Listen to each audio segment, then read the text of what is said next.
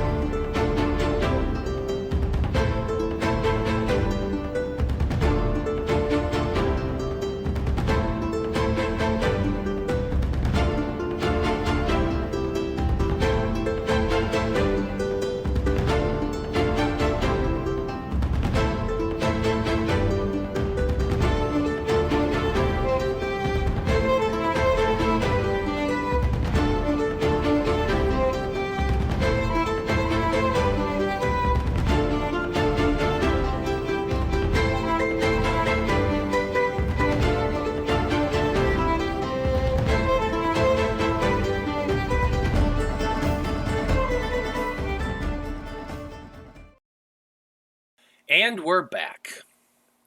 So, for this campaign, we offer up the Random Rhapsody coin, which is good for one free reroll during the game. Whoever does the recap of the previous game gets that coin. And that also includes me. And if I get the coin, I get to use it in all sorts of really ridiculous ways that's going to hinder and harm our wonderful, wonderful heroes. So nobody really wants me to do that. I mean, I Which think is we're doing a pretty good job of harming and hindering ourselves. Which is probably why nobody volunteered to do the chat, to do the recap today. So, nobody. Absolutely. Skarn, please tell us what happened last time on Æther-Shanties. Well, if I'm honest, I kind of missed a lot of it because, so the captain went out of his head and he was killing people and attacking us, and then Zolos got him. That was a while ago. But then something like I don't know what it was, came out of his head, and I think Doctor said it was a brain, but I've never seen a brain before. Is that what they all look like? That's really bad. I hope we don't look at... No. And then, but that thing was really bad, and I just kind of took off because I was going to go find Sergeant Veramax, because we needed backup. We were all basically dead. And by the time I got back, the brain thing was dead, so I guess everybody's pretty good at the fighting thing. That's not my bag, but... So then there was this mix-up because everybody was like, "Oh, you killed all these people in the barracks." And it wasn't us, obviously, but they didn't believe us, and eventually we worked that out and got sent up to bed. And then I was up there working with, like... I learned how to do these picture things during that big fight, and I don't really know what the deal with that is yet, but I was messing with those, and then suddenly everything was on fire, and then we're having to pull everybody out of the fire, and it was such a mess. And then, fortunately, our doctor was able to keep everybody alive. Thank you so much for that. But then, shortly after, we got told by Sergeant Veramax that we have to go into the woods because we're the only platoon left that's not, like, down people. So we're burnt and beat up and on fire, and now we have to go out into the woods and find out whatever's putting these brain things in people. So I guess that's a sign that probably not everybody's brain looks like that. That makes sense. Then... Yeah, so Zolos really wanted to be in charge, but I guess that just made Sergeant Veramax realize that somebody needed to be in charge, and I think maybe the wanting it made them not pick him, and so I got field promoted, and I really hope they don't tell my dad about that, because he will never shut up if he finds out I got promoted on the second day.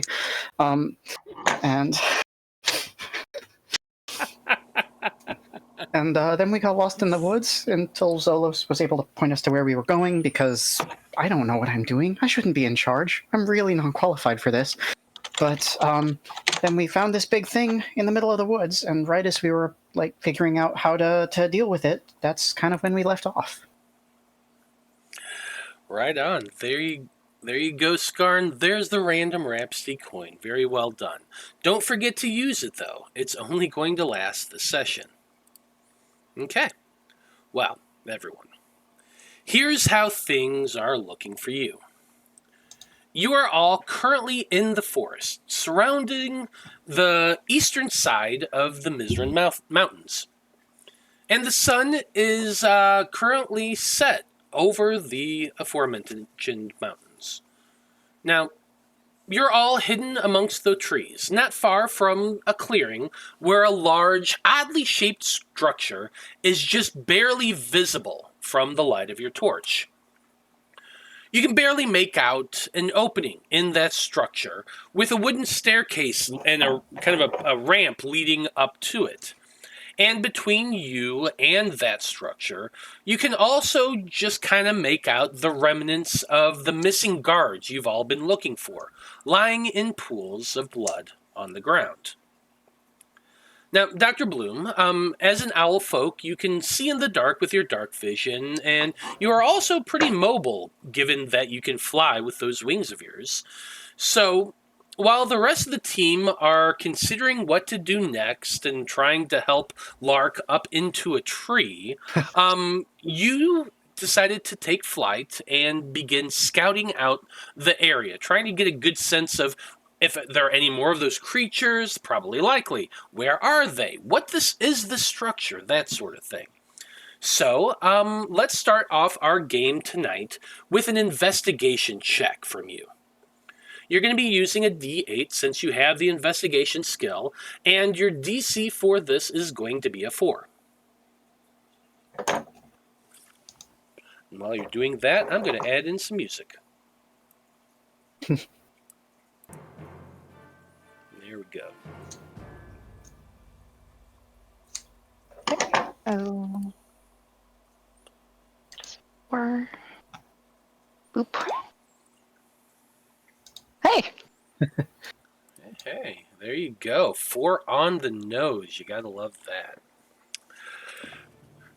You begin flapping your wings, going high into the sky, trying to keep right around the treetops. There are quite a few trees around here, so you're kind of having to circle around them as you do. Feel free to move your token on the map anywhere you like, and I'm going to start describing the scene for you. I imagine you probably handed that torch off to somebody else, because you can't really fly while holding that. It would also draw attention to you. Okay. Let's go over. That is so cool. I want to know. Here. Yeah. So basically what you do is you begin flying up over the structure, keeping to the air right at the treetops, so you're a little more inconspicuous. As you're flying over, you see that the structure, I already mentioned, is about 15 feet tall, while also embedded into the dirt halfway. So you can tell it's pretty damn big. But as you're starting to fly up over it, you see that it kind of levels off, and the very top of the thing is almost completely flat, except for a long post sticking out the very center of it. You continue flying over a little bit. You're getting a little more sign of those oddly bulbous protrusions that you had seen along the outside of it, and you can, as you look down into them, you realize you see a gigantic fan, like a propeller, in the center of this this large metallic tube. You can only see in shades of gray, unfortunately, so it's really difficult to get a lot of perspective on it without flying lower, but you kind of make your way up and over the thing and then start circling around towards the back, where you can see that there is another elevated part of this structure. It's another level.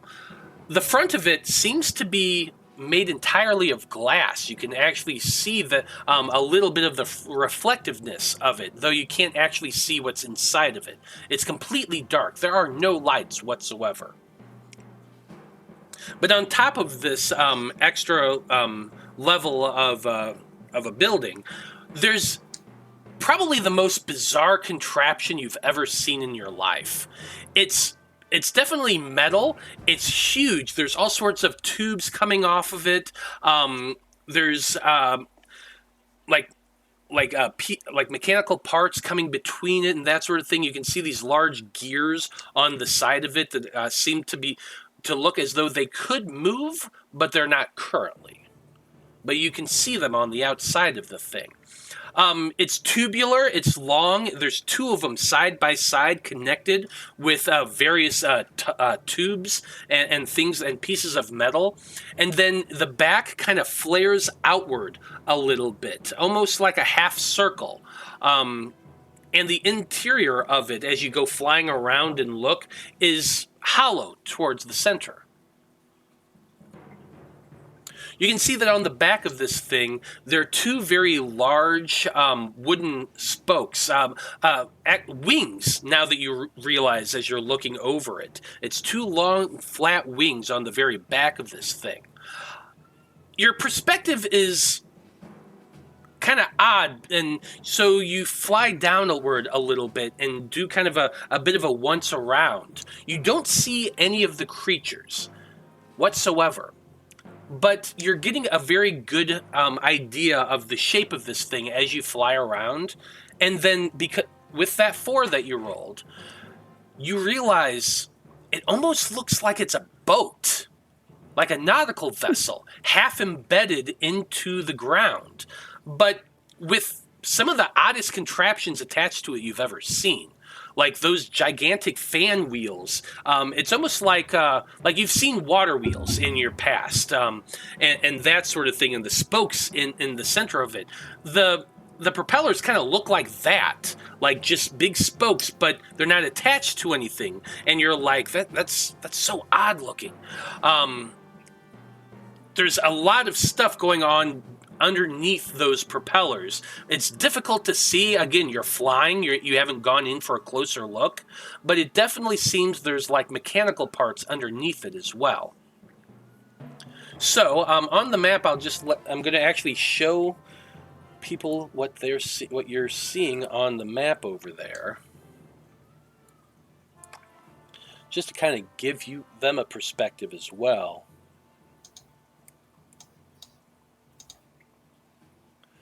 But yeah, as near as you can tell as you're looking at this, yeah, it looks like a nautical vessel of some type. But like you can see in the center, that big pole that you had seen, that's got to be a mast. But you don't see like sails or anything attached to it. Now that you're looking, you can see like there's ballistas attached to the deck in several places. There is indeed, it looks like there is a stairwell going down into the interior from the top of it, on what you would presume to be the deck, not far from the main mast.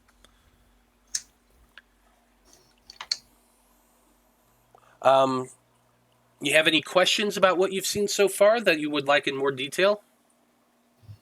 More just if there are any other potential exits for the vessel.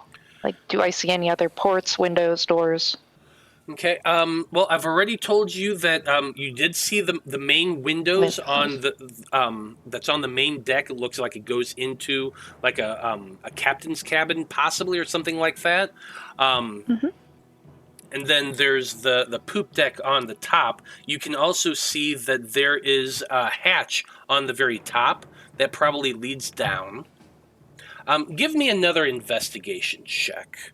Let's see if you can see anything else. You're kind of aiming for a 3 here.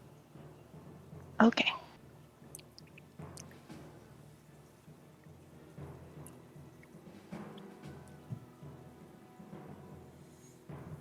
I'm going to kind of move you closer so that people can actually see it on camera.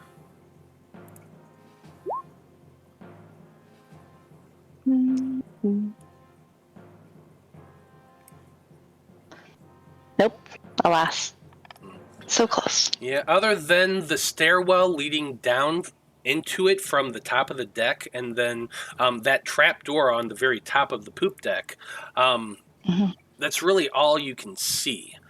So, so that there is 2 points of entry that you do see, but it's on the very top of the structure. Okay. Am I good to head back? Okay. Now, as you're beginning to wing your way back towards your companions, what's everybody else doing right now? I'm picking up the torch. Well, we had... I'm looking around. Okay. Is there anything in particular you're looking for? Yeah, any footprints, any debris on the ground? You can make a perception check for me.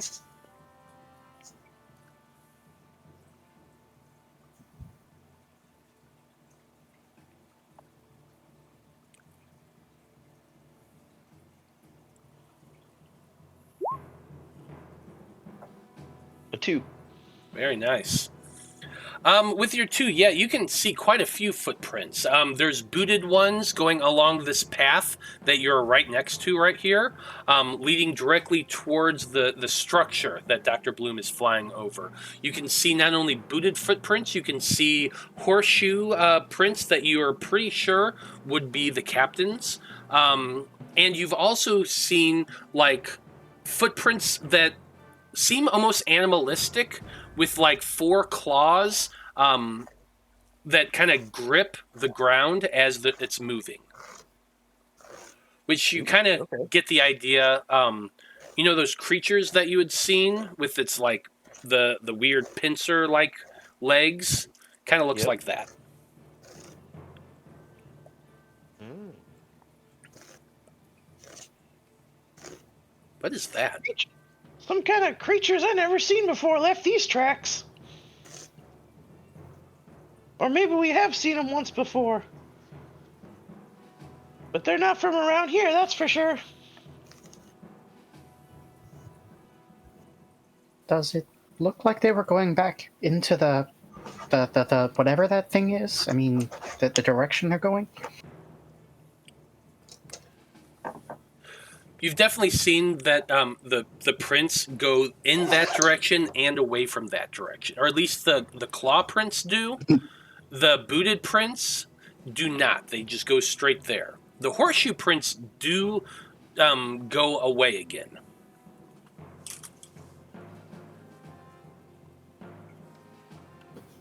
Okay. Okay. It makes sense. We had kind of talked about maybe trying to build some sort of fortification and lure whatever it is in there out there to us. Is there like, I don't know, fallen logs, downed trees around that we could use to sort of drag into place and build a little barricade thing? Make a perception or investigation check if you have anything that can alter those. I do indeed have investigation, but I'm not super sure it applies, because I think that's more about putting information together than finding stuff. Extract information from your surroundings. I mean, we're kind of loosey-goosey. I'm fine using that. Works for me, thank you.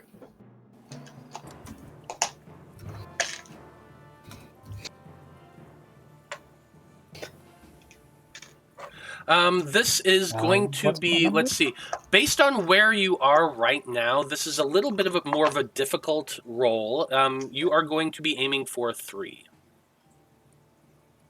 Alrighty.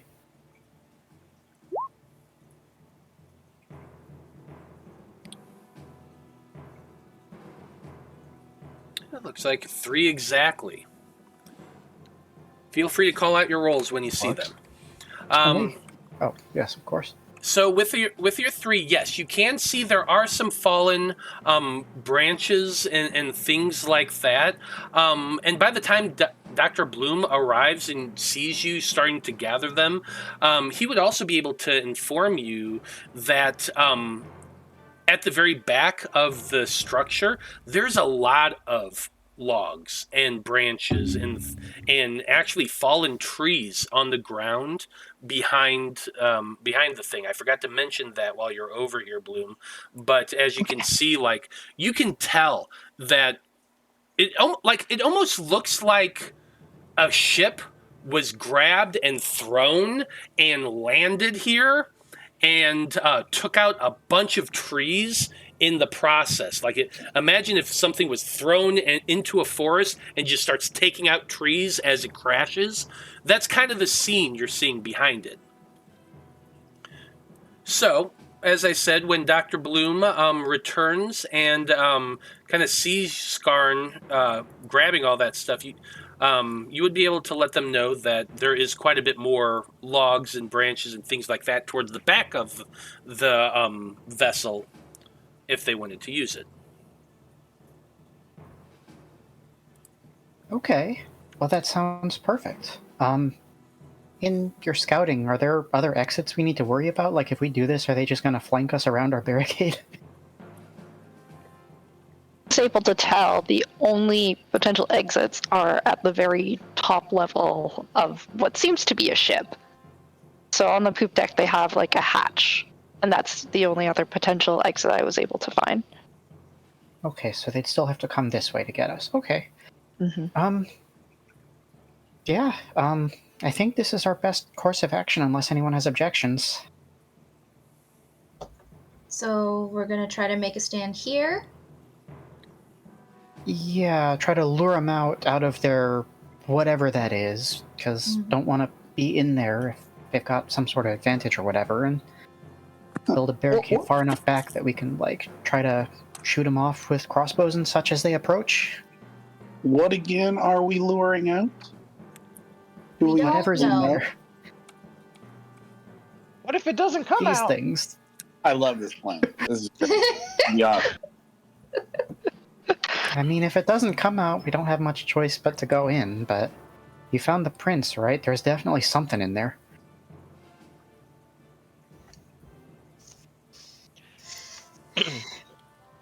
Alright. I still want to go up a tree. I want to hide in a tree. That's Right this probably second. safer, yes. Yeah, hiding in trees. So my question is, you say you're wanting to build like a barricade to defend yourselves from whatever is in there, and you're hoping to hide behind it, lure them out, and attack. How much time are you planning on spending on making this barricade? Honestly, Because, I mean, like, you can find branches and things of that nature here. You know that on the other side of the ship, way back behind it, there's, like, actual fallen trees and things like that. So you could theoretically go over there, grab them, try to drag them back to where you are. With the amount of branches and things that are just in your immediate vicinity, like, there's not enough to create, like, a huge barricade or anything like that, unless you, like, try to, you know, tear down some trees around here. So, like, I'm just trying to get an idea of what you're trying to build, how you want to put this together, and how much time it's going to take, so I know how to go from there.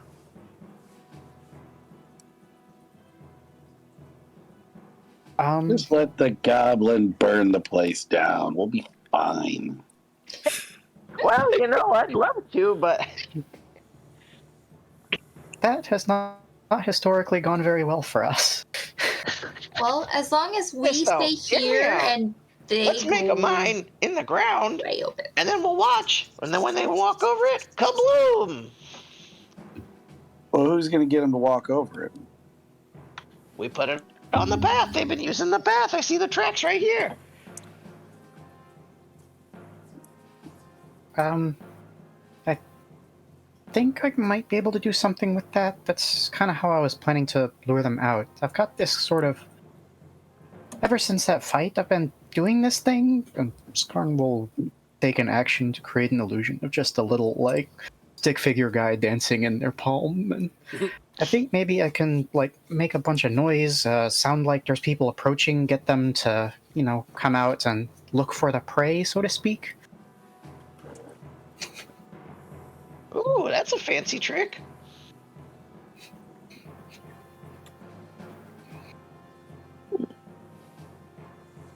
Probably help being Now, pretty mechanically, sneaky I'm with not this. super sure how it works, because it has to be smaller than me, but how small is a sound? Like, how loud can it... I don't really know how that... Let's see here. I'm gonna look at your actual ability. It's supposed to be like create an minor illusion of no more Probably than like half minor my illusion. size. Yeah, but similar to minor illusion, it doesn't carry very far with the sound. I thought minor illusion doesn't do any sound at all. No, I think you can make, like, it's only like 30 feet, though. I thought it'd, like, echo down. So let's see. You can create an illusion up to half your size, and which uses only one of the 5 senses. So you could make a sound, and I mean, it would probably be as much sound as something half your size could make. So it'd make it would make noise. They would hear it. You would hear it. That sort of thing. I mean, Boomy can make some Dreezy can make some pretty big noise. I'm just saying. But is that really Boomy making that noise, or is that Boomy's toys? Boomy's toys are even smaller than he is. That's right. That's an artificial Sound sound. doesn't It's always not come really in a him big making it. package.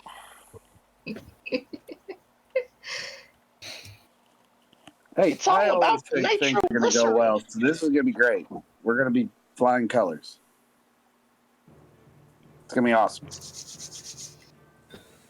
I never lose, so we're gonna go.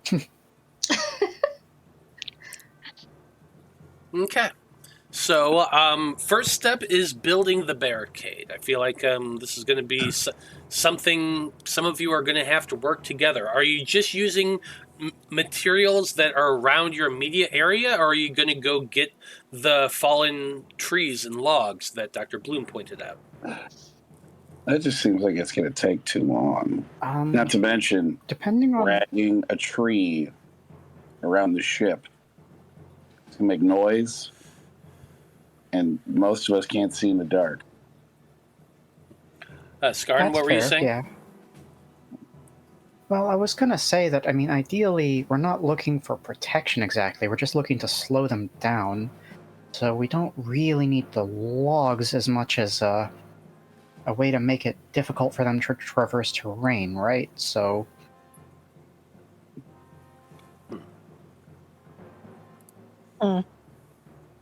I don't know, maybe more like obstacles than a barricade to try and force them into specific directions so we can... We could dig a pit trap. What if they can fly?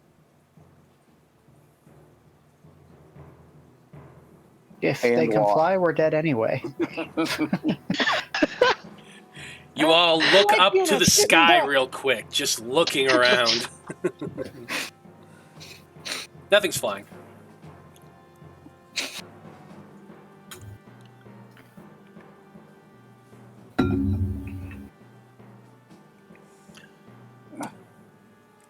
I mean, the only thing we know of that came from this was the brain. Well, and that was his own brain, so we don't even know if that actually came from this. That was Exactly. his brain that had tried to attack us. So we have no idea what's on there. That's why we're trying to get them outside, so we're not fighting them on their territory, yeah. I sure hope our brains aren't all like that. Ooh. Maybe they aren't. It would have shown if they were like that by this point, I think.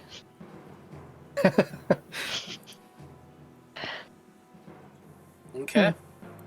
So, You know what's messed up? Oh, I was just gonna say, I don't even know if I have a brain. Maybe this is just a solid lump of rock. There's no way to know without cutting it open, and I don't want to try that yet. that would be an interesting experiment, Dr. Bloom. Maybe one day, we'll see. Let's get over this one, right? This hurdle first. Mm-hmm. Okay, so here's the hurdle. You know where the door is. You know where that ramp is. You've got, let's say, about 70 feet between you all and it right now. You've been kind of keeping quiet as you've been discussing this. I just need to know what kind of obstacles you're placing down so I know what to make you roll, and we're going to kind of go from there. So are you digging a pit trap? Are you just putting logs and branches just along the ground and hope that they trip over it? What are you trying to do? Well, what I have in mind personally is less trying to hope that they trip over it and more to force them in a specific direction. Like, we don't know how these things move, obviously, but if they're stuck to the ground, then ideally they'll go down a corridor between branches, putting them directly in our firing line instead of over, you know what I mean? Mm-hmm. Okay, yeah. Just something to force them where we need them to be.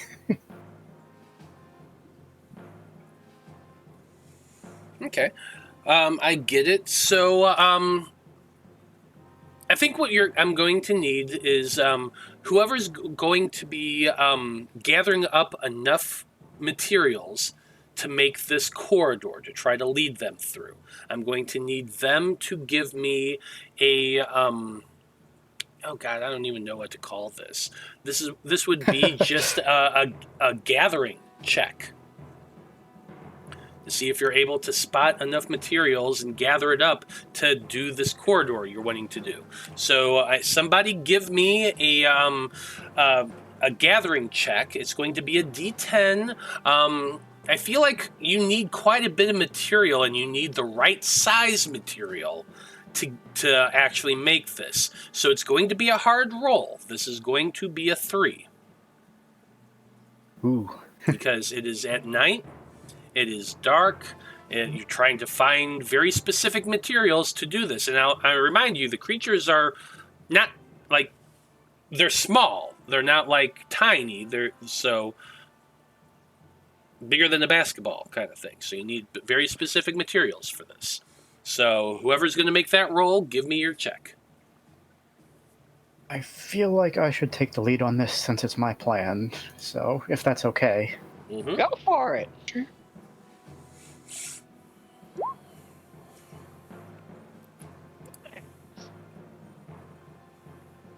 Okay.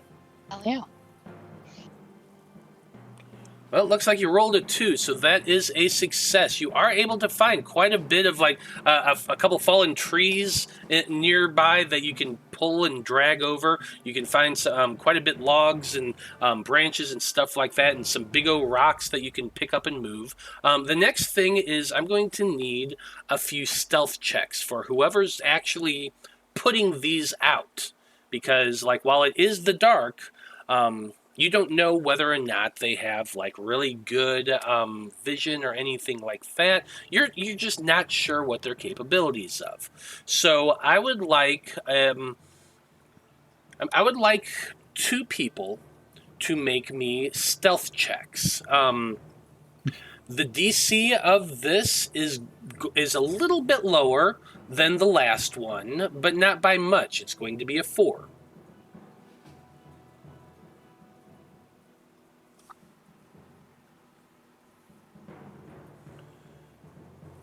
So whomever would like to make the stealth checks, go for it. Anyone's interested? Sure. By all means, please. I can use my teleportation to bounce around and get some wood and help out too. Yeah, I can try. Well, I just need 2 people to make stealth checks. I don't care who does it. Unless somebody else has a proficiency for it. But I'll do it. Yeah, no, I don't think so.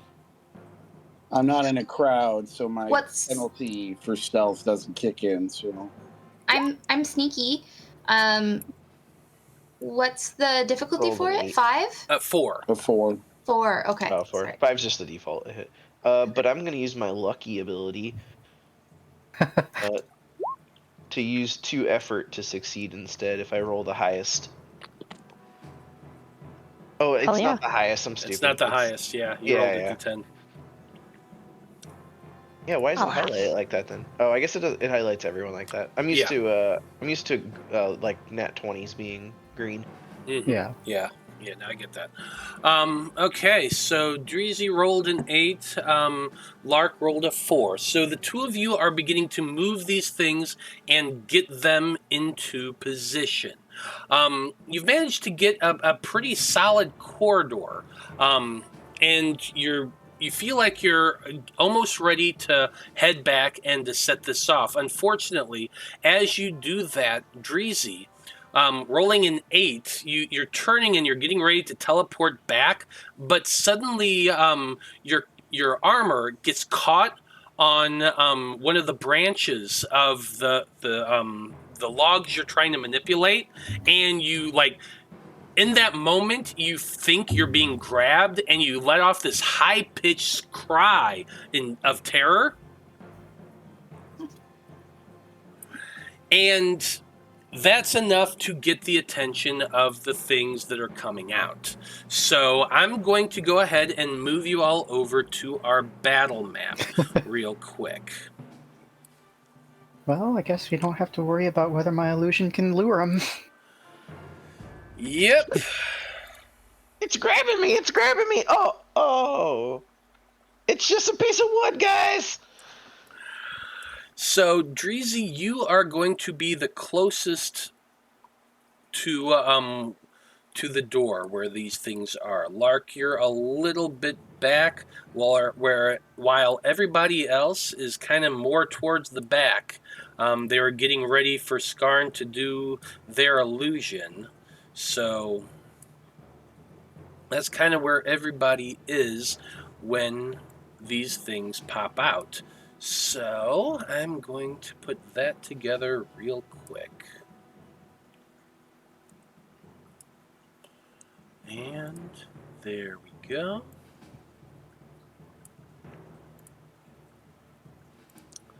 I need to change. There we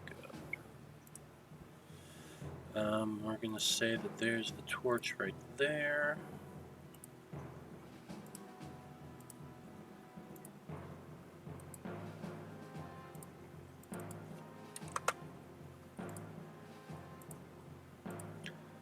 Bear with me real quick while I'm double checking everything.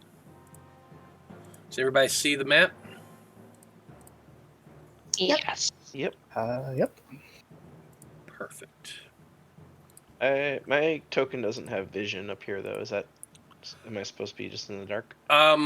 Yeah, you're kind of in the dark right now. Well, I'd say probably you're the one that you two would have the torch.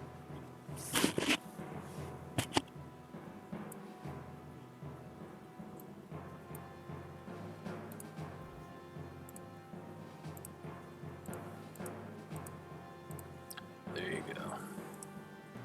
And that torch is movable. Okay.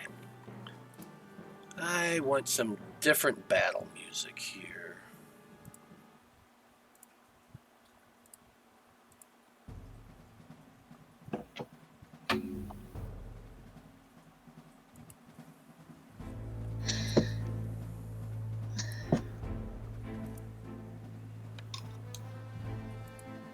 Okay, so I need everybody to roll to react.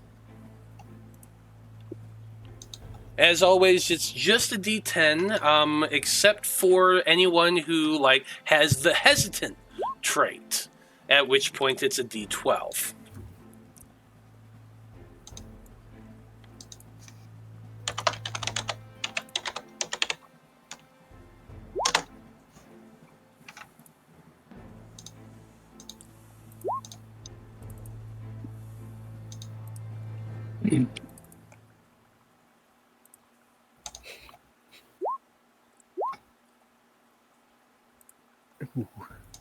Oh.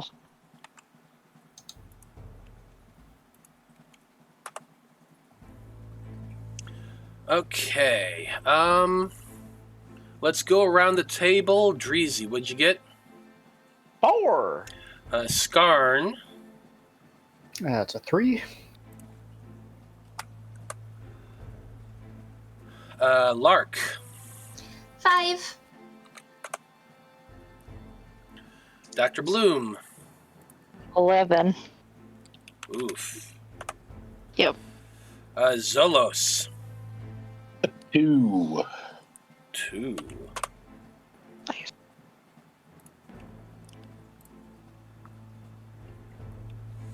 Okay. Well, good news is that heroes always go before monsters in this game.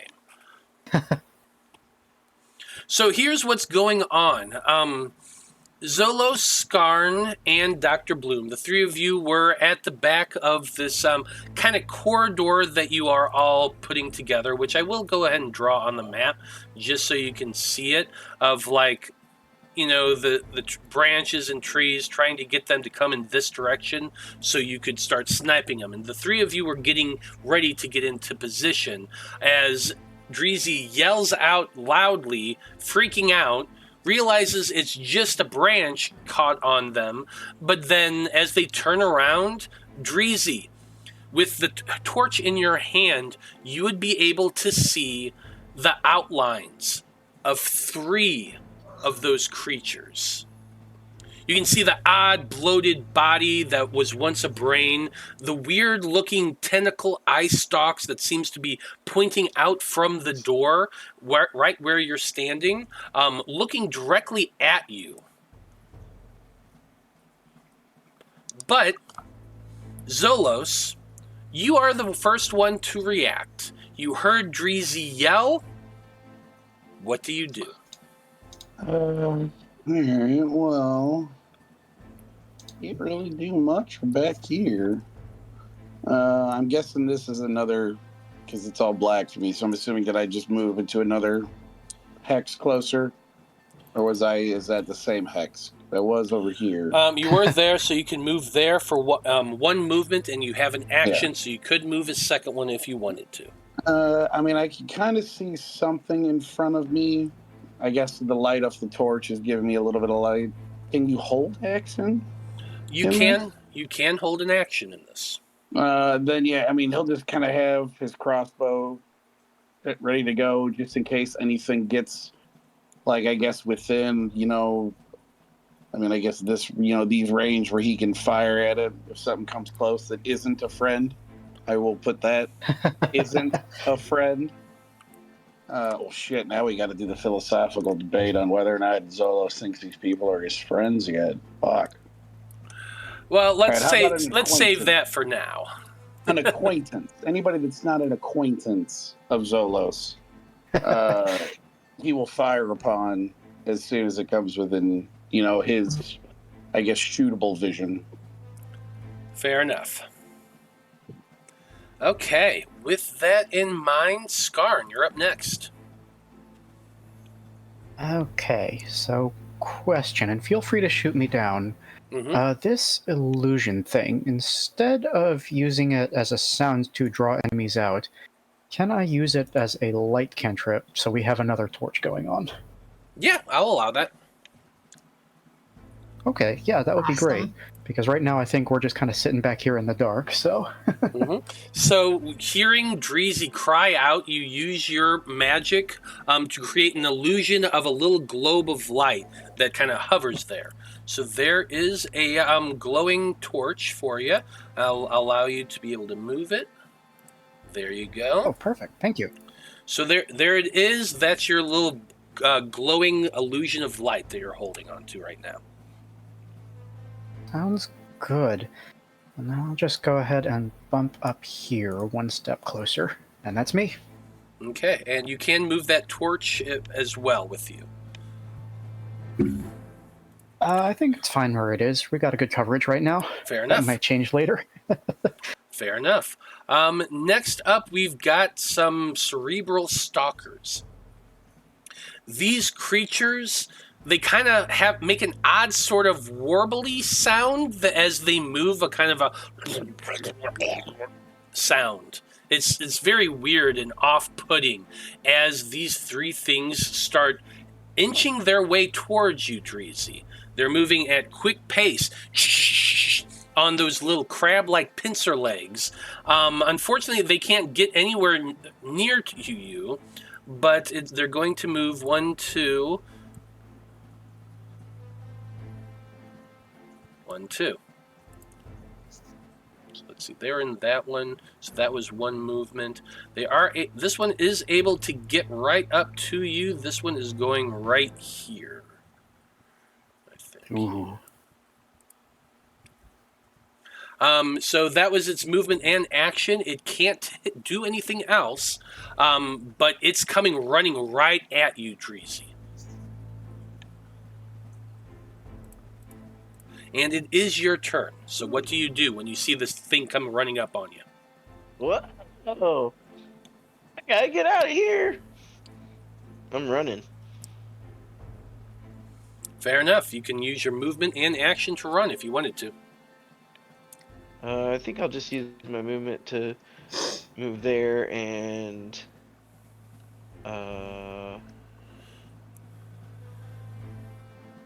yeah, I'll shoot my crossbow. I'll move back a little bit and try to take a shot at this one. Okay. Just saying, if you've got any bombs on deck, this is the first time we're not all clustered in with the enemies. I mean, but can I throw it here at the intersection of these hexes? No, you would have to choose a hex to throw it at. So you could throw it and hit the two in this hex before you moved if you wanted to.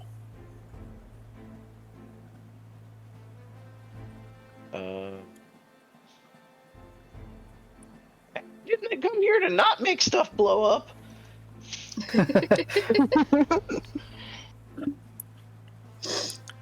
Okay, so you're throwing your Molotov cocktail at them? You know it. Okay, what is the roll to dodge that?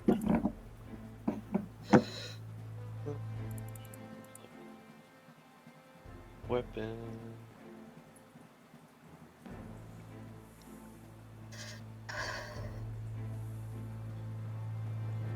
I think it's a throwing weapon attack.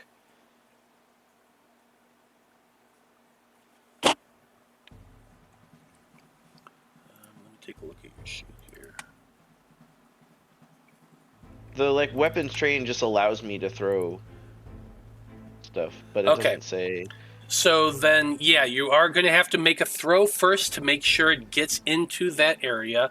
You're going to be rolling a D10. Let's see, what is there? And then they roll avoid? Or no, because I'm not actually throwing it at them, I'm just trying to throw it near them. Right, I'm not trying to hit them. Yeah, hold on. I need to look at the actual ability and see what it says.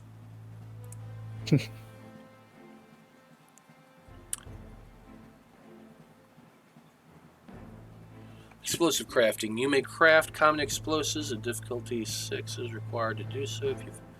So it's just that. Okay, so what does the thing do? Common explosives do not require training. After being thrown, the GM may require a check for throwing. It explodes. So yes, you're going to roll a check to throw it. It's not a huge difficulty to get there. So you're going to roll a D10 and you're aiming for a 6.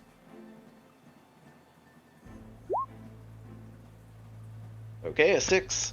Perfect 6. It absolutely throws over there, explodes in fire. The creatures need to make a roll to dodge, to make an avoid check is what it's technically called. Yep. Or a higher avoid check. Mm-hmm. They're definitely taking at least 1 point of damage. We're going to see whether or not they take both. It's a DC 10, or it's a DC 4 check. 1 dice. It's a D10. And the difficulty is 4. First one did succeed with a natural 1. Dang. Fail.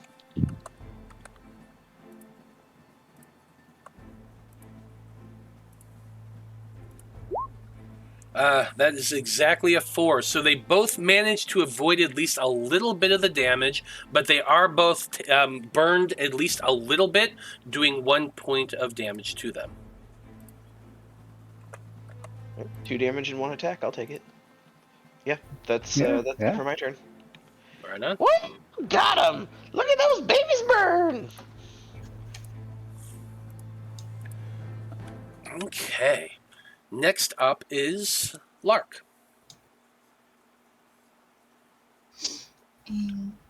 Close range means the adjacent hex, right? Correct. Okay. Oh, Dreezy, you can still move. Sorry. Go ahead and move. Oh, yeah. Sorry, I'll go ahead, back Lark. up a little bit.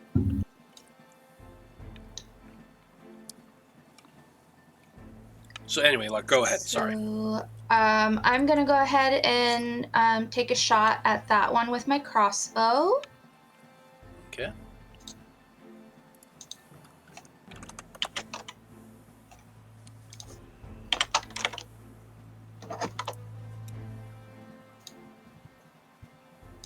And I think it's a D10, right? The crossbows? It is a D10.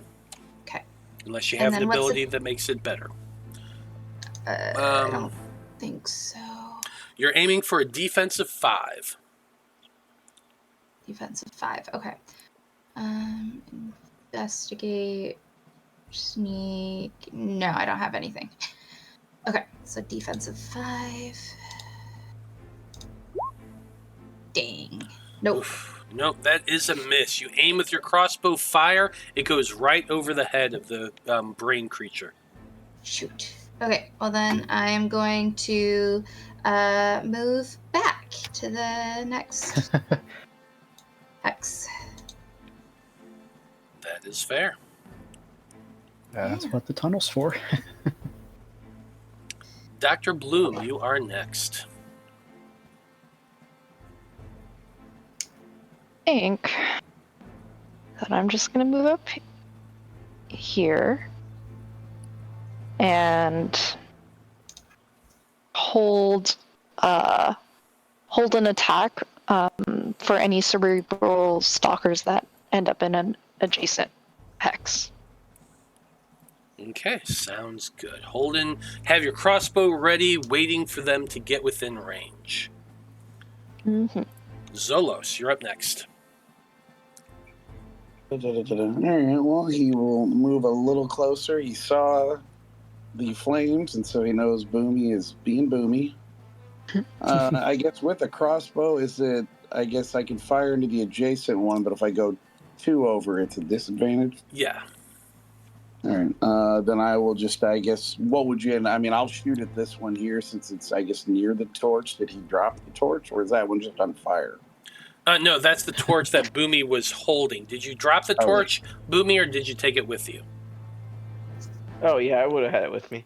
Because I would have had to light the Molotov cocktail with it. Then he can still, I guess I can still see that pretty well within the range of it. I will just go ahead and, I guess, fire on that one. Okay, you're rolling at disadvantage, so you're rolling twice and taking the lowest, but just roll individually twice so we can see what both of them are.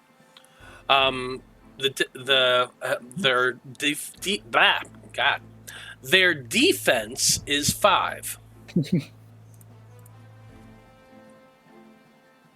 Matt can't talk today.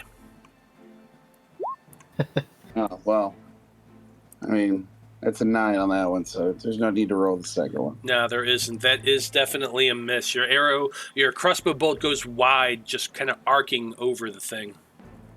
All right, yeah, I'll just kind of sit put, wait to get my brain sucked. Indeed. Aren't we all waiting for that?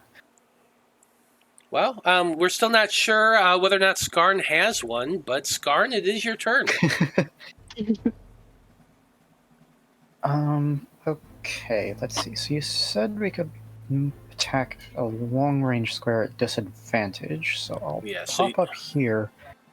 And I'll also try firing at that same one, because, you know, we might as well, right? Yeah, might as well. Focus fire doesn't work as well if no one can hit the target, is the thing.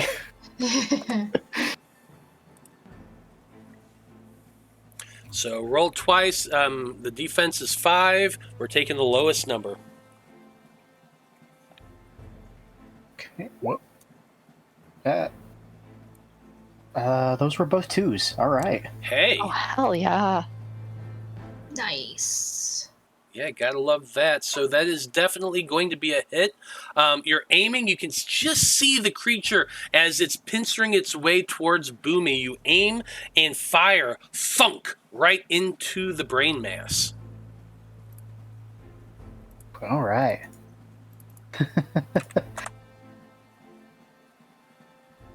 Oh boy, here they go. Okay, things are going well so far. Nobody get eaten. That's not allowed. Yep. Well, let's see. We do have one that is within range of Boomy. It is going to move directly forward and attack you. So, Boomy, I'm going to need you to make a roll to dodge. This is a D8 because you do have your armor on. However, the attack is only a 5.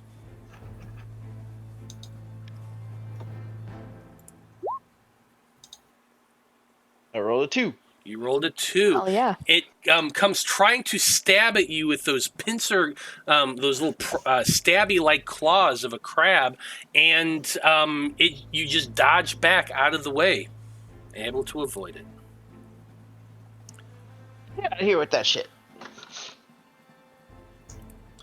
The next ones are moving as well. 1, 2. However, the barricade is enough that it doesn't seem like it's really willing to climb over it right now. And as it moves into position, Zolos, you... Oh, wait a minute. No, you weren't holding your action. You fired. Never mind. That was the previous round. Yep. Dr. Bloom, you would be able to see it, however. You were holding your action. You could fire at this one that's right there. Just try to stab at Boomy. You would be rolling at disadvantage, though.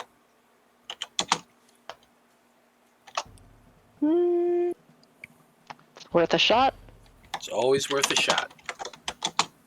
It's a D10. It's a D10, and you're trying to hit a 5. Hey, Joe, mute yourself. You're tapping really hard. That was me, sorry. Oh, that was you? Oh, sorry. That was you, Alyssa. Yeah. But anyway, D10, a D10, you're trying to hit a 5.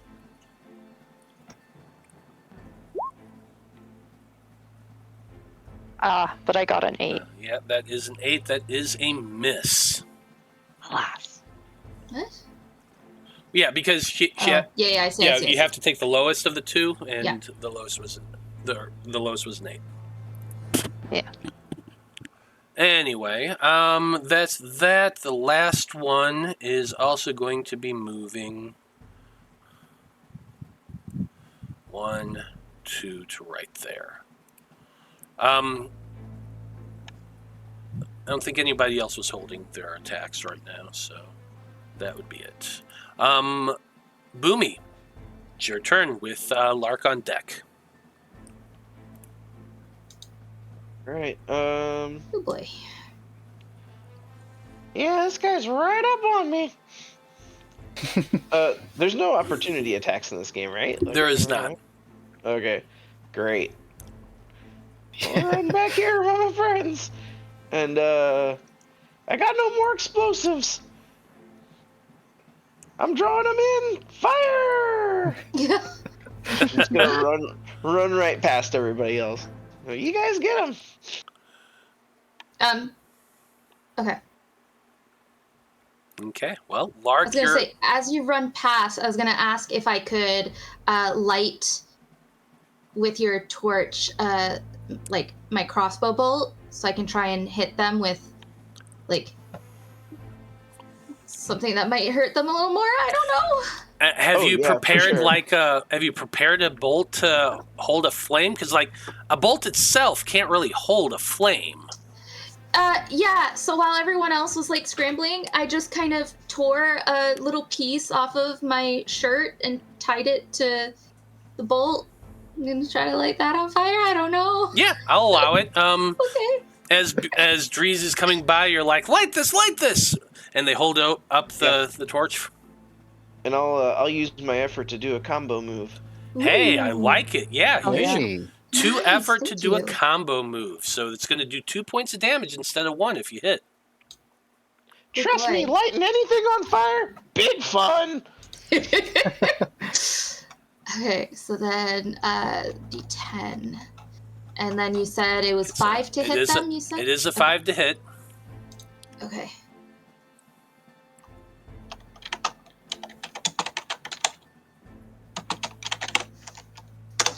Okay. Yeah.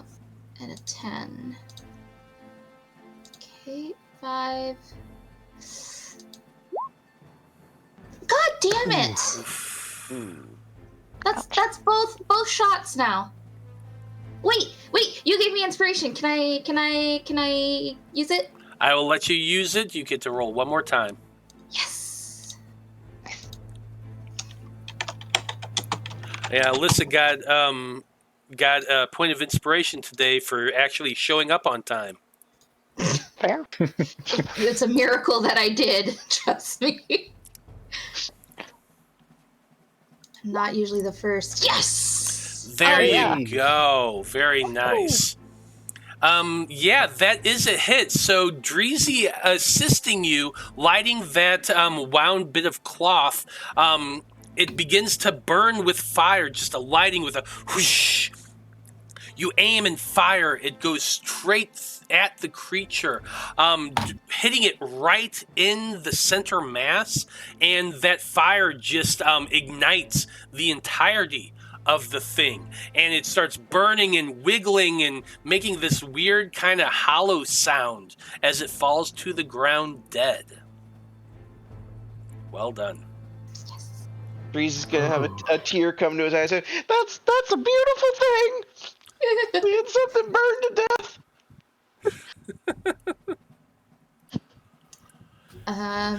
Yeah. And then I'm gonna move behind Skarn over here. That Or is no, fair. I'll stay in between the two. I'll go over here. That is fair. Yes, me. Okay. Dr. Bloom, you're up next with Zolos on deck. I'm going to move up and take a shot, I think. Okay. Rolling a d10. You're aiming for a 5.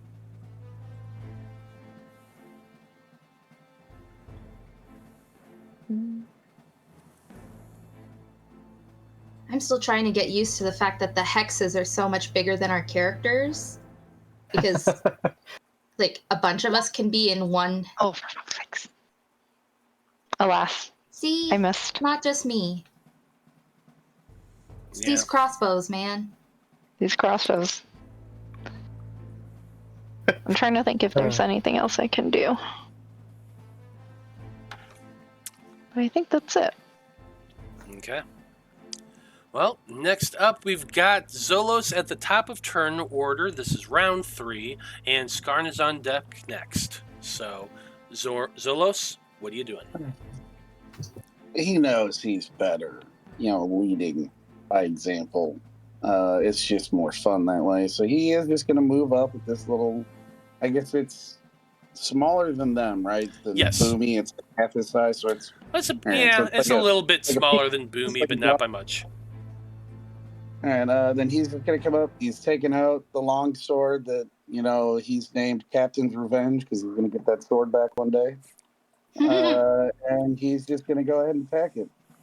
So it's rolling a 10 with a difficulty of 5, right? Yep, rolling a 10, difficulty of 5. Oh, it's an 8. Oof.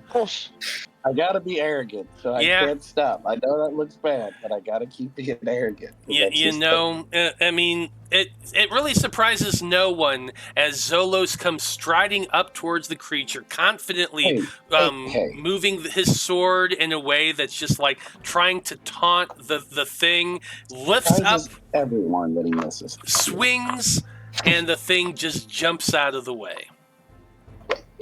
Huh? He's not moving. He's gonna stay right there with it. He doesn't retreat, so he's gonna hang out there. Okay. Well, Skarn, you're up next. Okay.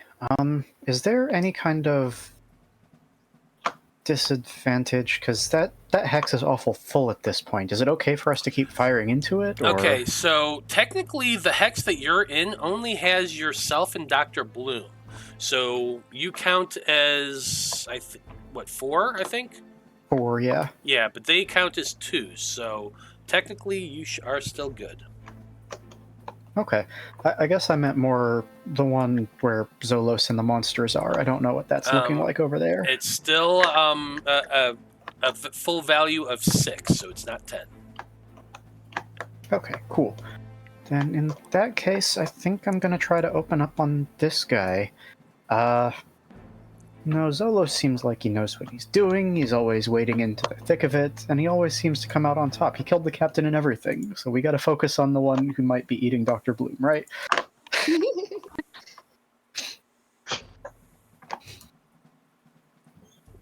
He is always best at everything.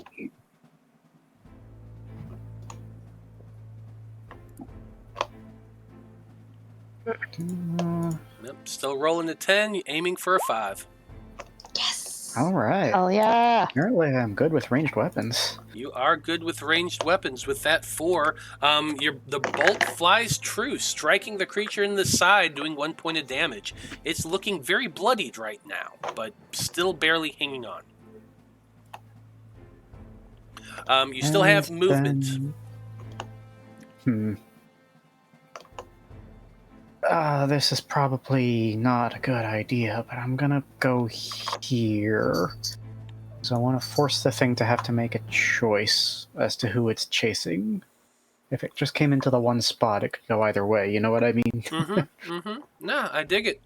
Okay. Well, we're about to find out what happens. We got 2 cerebral stalkers left. The first one is the one right next to Zolos, so it is attacking you, Zolos, with those crab-like pointed claws. So I'm going to need you to make a roll to dodge. You are trying to get around a 5.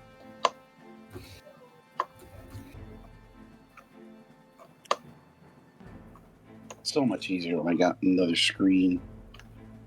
Ugh.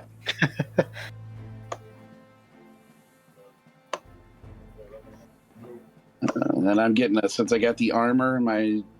Oh yeah, you were rolling a D8. Ooh.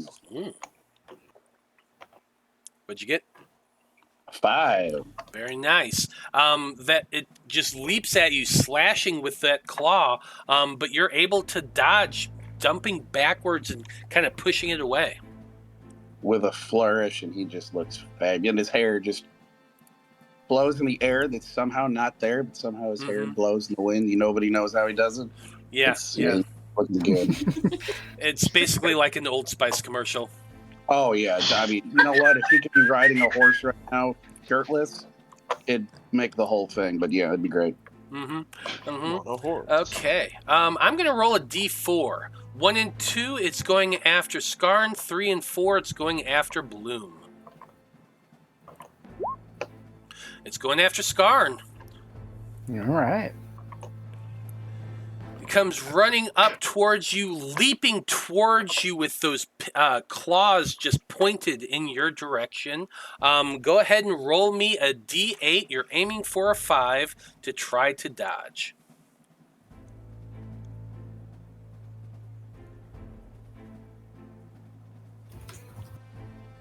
Okay. The D8? Yeah, because do you have the leather armor on? Oh, yes. I completely forgot about that. Thank you. Yes. Did we have to patchwork 2 or 3 sets of gear? They found the biggest set they could. It's really, really tight on Skarn. But a 5 is bracers enough. Tied on with ropes around the sides. Yeah, basically. There's a gap this big on it. Yeah. But with that 5, you're able to jump back out of the way and dodge the cerebral stalker. We got Boomy up next up and Lark on deck. So Boomy, what are you doing? I'm gonna come around here. Oh, I'm moving the torch. Come around here on the other side of the Lark, and I'll shoot my crossbow at this guy right down here. Okay, so that is going to be a shot at disadvantage because you're 2 hexes away.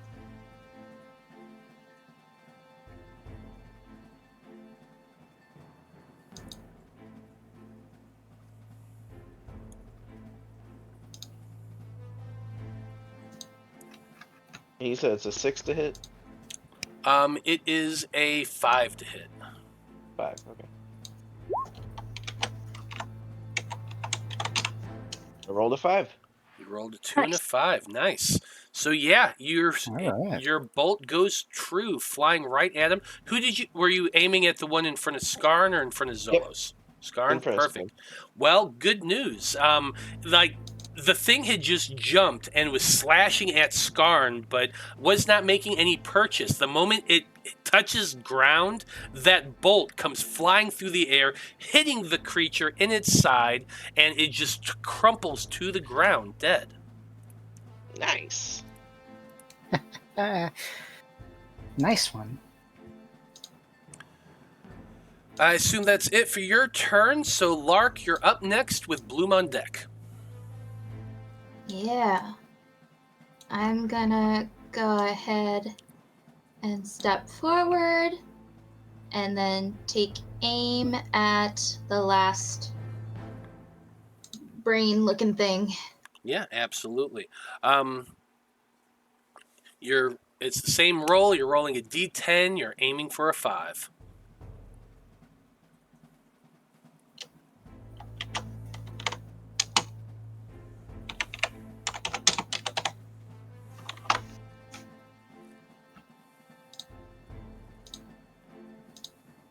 10. Aiming for 5.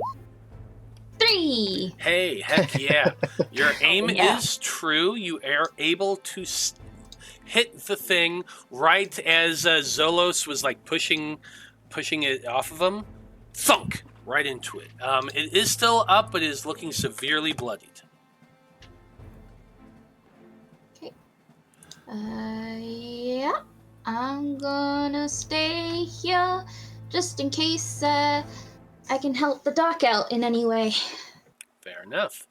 Well, with that, Dr. Bloom, you are next with Zolos on deck. Can you steal the kill from him? See.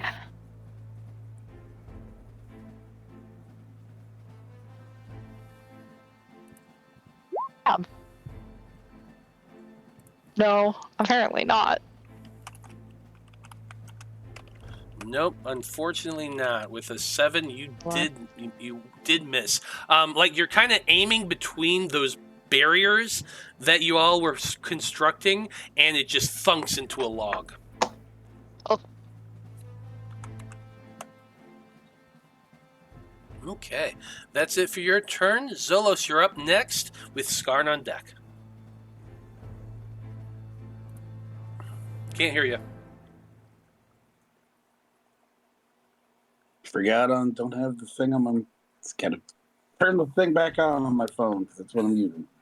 I'm just gonna swing at it again. So Swing away. that is 5. 5 on the number. It only has 1 hit point left. So Zolos, describe for us how this looks as you defeat this last creature. I mean, they were in an epic parry back and forth. He swung at it and missed. It swung at him and missed. And so he just kind of did a little flourish and just takes the sword and just kind of jams it down, just brings all of his might just overhand, just slamming this little brain down into the ground, skewering it. And then he just pulls it back out of the ground and he's got himself a brain kebab, I guess. Yeah, a brain kebab. If Brain somebody on a wants to stick. eat it, he'll hold it up and he's like, hungry. And Boomy, torch, cook it, you know. Light it up. Ugh. No. I did not like that one at all.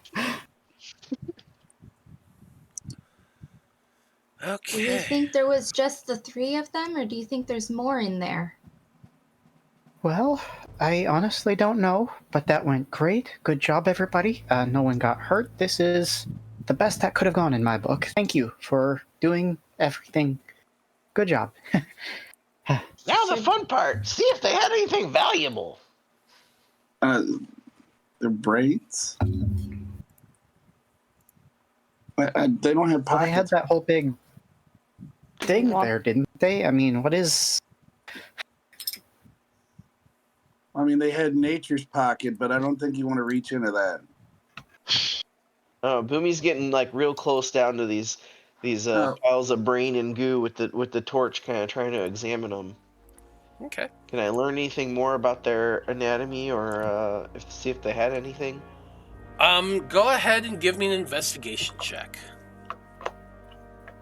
Do you have investigation, Boomy? Because if not, I'm happy to help.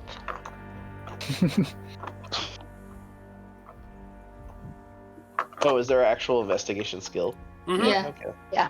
Go ahead, help. Yeah, it's a trait you can Okay. take. Yeah. Or talent, sorry.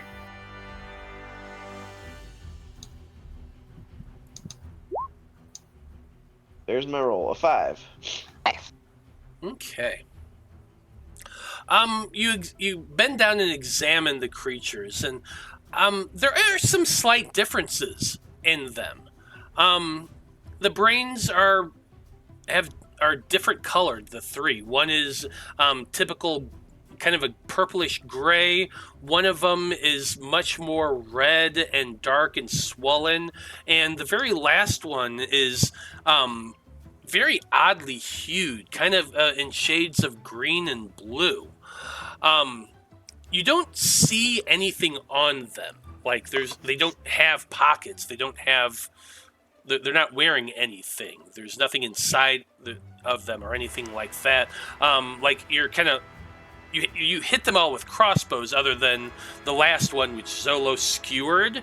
So you can like see into the interior, and it looks mostly like a brain and nervous system and stuff like that. There are some differences that Dr. Bloom would be able to pick up. Things like you're starting to see the development of new vestigial organs around the center lower plate of the thing. You're seeing odd kind of flaps that you're like, this could be a lung, maybe. You're seeing like tubage and kind of the growth of possible digestive tract. It's all malformed. It's all very like odd. It's like you've never seen anything like this. You could spend years studying this thing and find new things all the time. But quite interesting, isn't it, Doctor? Do you concur? Do you concur that this is very odd, and I have to wonder if it's dependent on which creatures were taken over prior to, how this entity like gets into the minds of different beings. So it changes depending on that. But these vestigial organs are definitely very curious. Should we try to rinse and repeat in case there's any others? Well, I'm not saying that that's a bad idea, but we just made a lot of noise and no more of them came out. So I think if they were they would have, right? Huh. That's true. I mean, there was an explosion and... How many of these dead bodies do we see out here laying around? A lot. Well, we only fought 3 brains. How many bodies are there without heads? Too many. Well, there we go. I mean, maybe they're not done. Maybe there's more brains. How many men total have been sent out here? Wasn't it like 7? If wasn't I it remember? 6 first time, and then the captain and the ranger went out, but he brought one back. So we've already seen one headless body, no brain. So it could be around. And then the guy never came back. It was 6, But we and then fought the 2, and then 2 came back, and then we fought 3. So there's 3 more, maybe. Potentially, or maybe 4 or 5 more. Yeah, I mean, it all depends on how many bodies are out here. No, sorry, 2, because the ranger came Well, back and he brought another guy with him. So, and then the captain. So there should only be 2 left. Yeah, I guess it just all depends on how many got sent out the first time.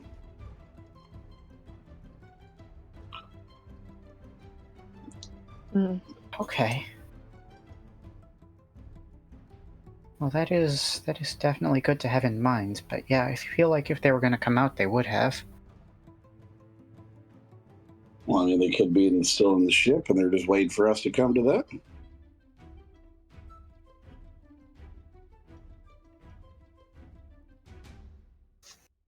I'm gonna get closer. I'm gonna get closer again, and then I think I want to try to use my vocal mimicry like I did in the bar, and try to mimic the captain's voice and call out to see if any of if anything responds.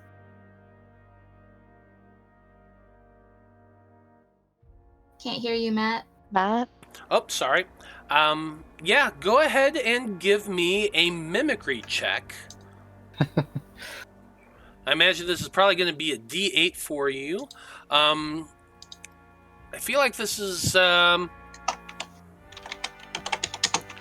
Yeah, you're aiming for a 3.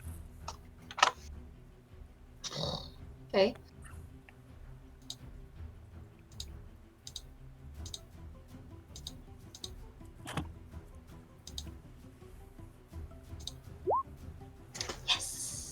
Yeah. Two. You mimic the captain, who you've heard a few times speak. What do you say? Are you just How are you calling out?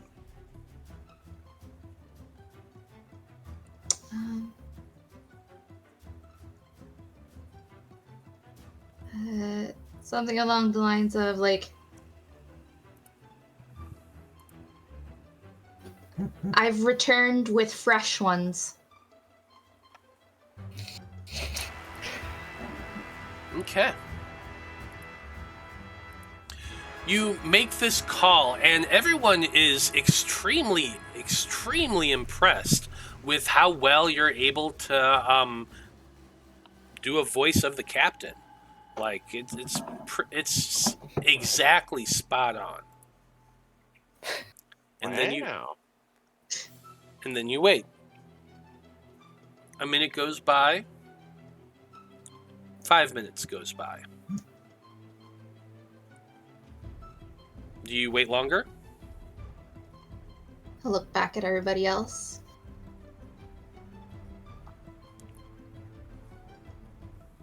Onward?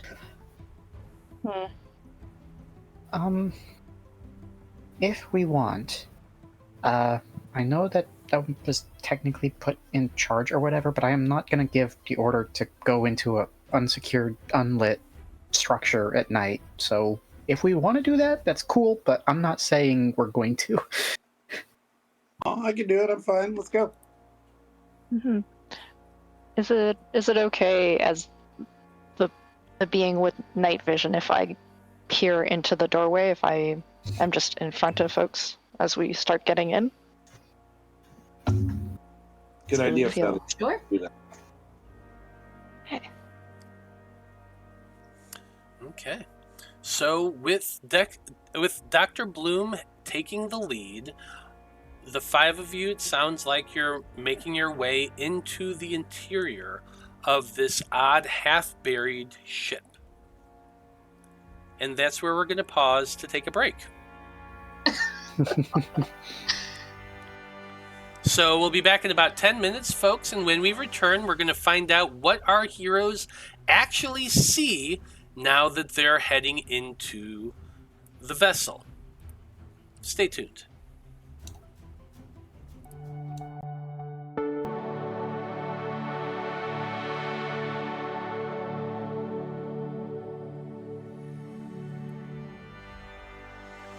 Howdy, everybody. We are back. And when we last left off, Dr. Bloom, with their night vision, went in and stuck their head in and took a look around to see what they can see. So let's get back in on that, shall we? What you can see is a large hold filled with boxes and crates and all manner of random things. You can see piles of crates in all along the walls. There's a few stacked up on top of one another in the center area of the room. You kind of look up and you can see that there is in the ceiling, right about here, you can see up there's like this a double door grate, almost like a trap door in the ceiling that you can see up a little bit into the next level. You don't see much detail because the entire thing is literally like a grate. The holes are barely more than a coin's width around. It looks as though like it's a trapdoor that opens up to allow the movement of cargo down. And you do remember that about the same place on the very top on the deck, there was another one of those trapdoors, very similar, that opened and closed on the main deck itself, not far from the mast. So as you're kind of looking at it, you're like, yeah, probably 2 levels up. That's where the main deck is. Go ahead and give me a perception check. You're kind of looking around, trying to see anything beyond that. Yes. Perception is a D10 in my case, right? Yeah, it would be. Yeah, this is less about investigating the area, more about, like, just scoping out and trying to get a good glimpse of what's in the immediate vicinity. And, sorry, is there a difficulty for it? This is less about a difficulty. This is more about just seeing what you roll to tell you how much information you get. Okay, great. Wow. Boom. I needed that. Your owl eyes just go wide, like the pupils dilate outward, and you see everything, Dr. Bloom. It is still in black and white, so like you don't pick up color, but there is very thick, sticky, glistening stuff on the ground about 30 feet in front, or about 20 feet in front of you, which appear to be drag marks. They're long streaks of whatever this liquidy substance is. And, like, as a doctor, you are fairly certain, even without walking up towards it, that it's blood. Dry, sticky, tacky blood that's on the ground, dragging in a eastern way, seemingly around a large stack of wooden crates.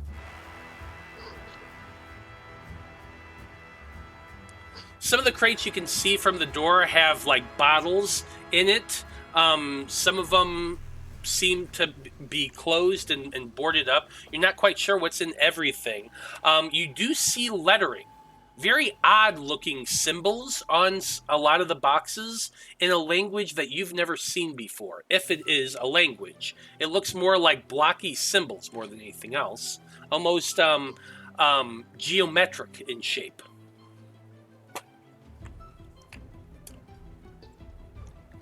And that's what you can see.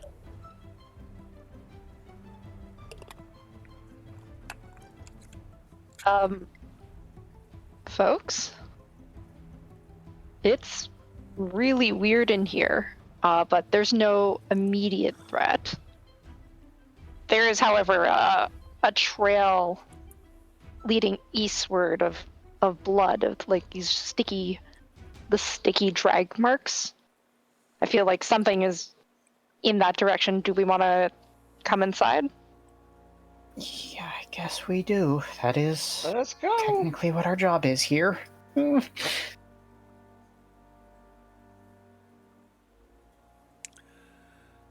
imagine the five of you all have your weapons drawn and ready.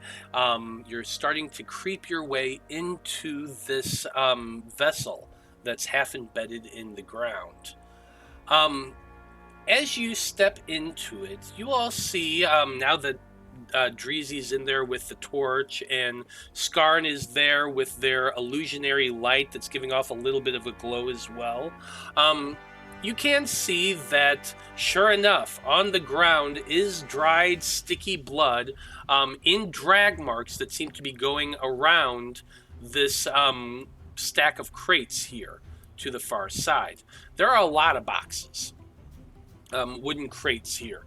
Some of them are damaged. Some of them are kind of in piles as though they like went flying at one point and just kind of landed where they landed. So a lot of the boxes are against the walls. The one that are in the center actually are tied down with rope netting to keep them in place. You can see that in the far distance there is a kind of a blocked off wall area, and towards the very back you can see the outline of a door.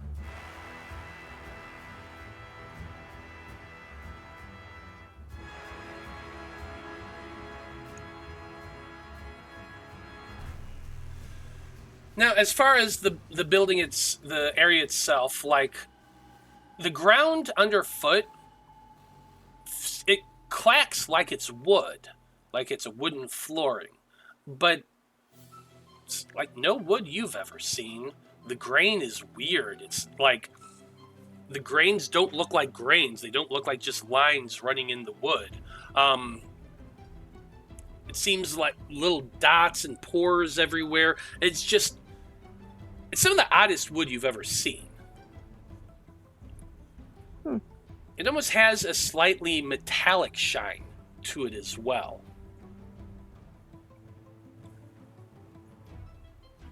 So, Does anyone... Go ahead. I was just going to ask if anyone recognizes these symbols or has any clue as to what they could potentially be.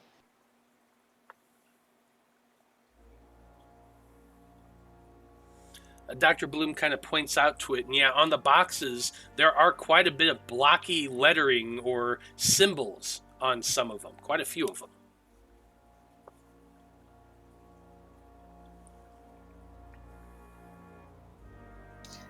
Does it look like, or at least similar to any of the common languages we're familiar with? Well, let's go ahead and make a check to see this. Does anybody have any skills related to languages or deciphering languages or script? No. No.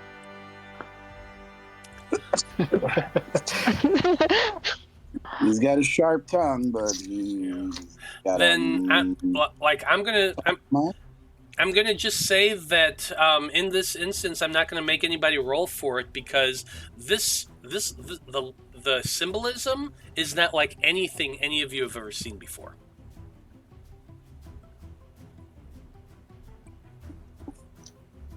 Okay. Okay.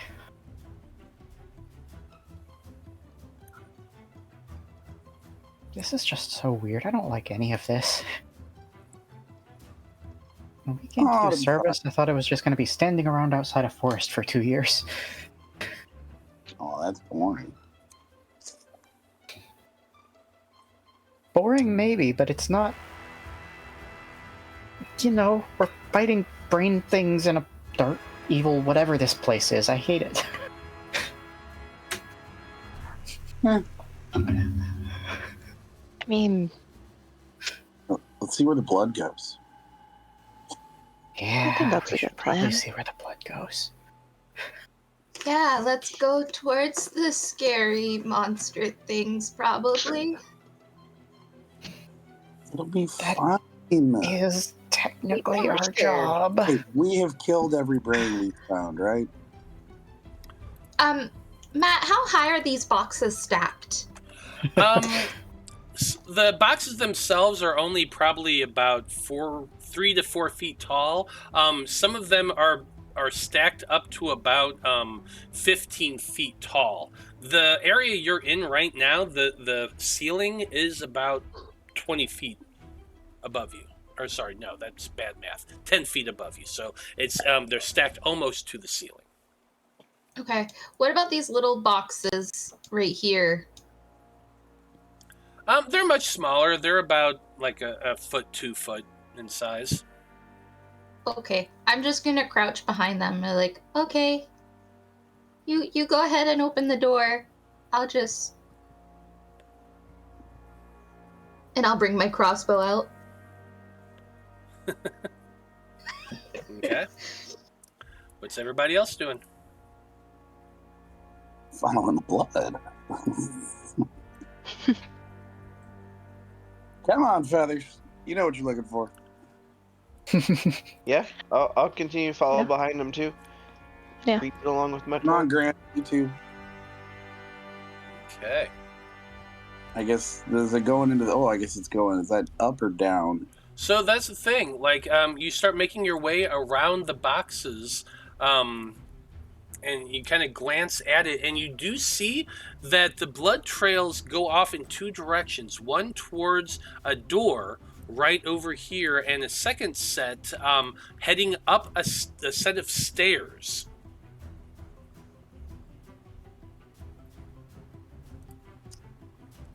Door upstairs, guys. Door upstairs. Don't make me I'd choose. say door. We want to clear the floor first before we move up, right? Don't want Yeah. anything coming up behind us. We don't Makes want to sense. sandwich ourselves. Does it look like the door opens in or out? Where are the hinges? It opens away from you. So in. Okay. Yeah. Then I guess he would. I mean, the biggest he'd get Skarn to come up with him. You know, big ones up front, timid ones in back.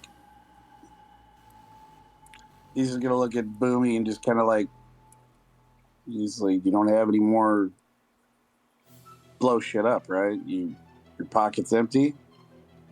Right now. Okay, good. Because I mean, you missed the one time. So to make sure if you were gonna throw it into the room, I mean, I just did my hair. I mean, I I got this. Fire. And he holds up the torch and the crossbow. That'll work. Make a fire arrow, lickety split. That'll be not. You know what? Let me move first before you do. Okie dokie. So I guess, yeah, I mean, if he would, he'd just kind of look at Skarn and be like, all right, let's do this. And he'll turn, I guess, can you check the knob to see if it's, like, unlocked, if it's open? Is it a knob? Is that this kind of doors? It's less of a knob, more of a latch. You do Okay. test it, and it is unlocked. And it swings open, you said, right? Mm-hmm. Like in? All right, well, he'll undo the latch, and then he'll kind of like mime kicking, you know, to Skarn. And we're gonna do this, you know, do SWAT style. Yeah, that makes sense. He thinks everything's Okay. gonna work out fine. So until you people stop him, he's just gonna keep going. So yeah, he's like, he goes, all right, let's go. Absolutely. Yeah, he'll, I guess, kind of do the latch, just kind of gently push on it to make sure it got open, and then he's gonna do the finger guns at Skarn and be like, it's up to you.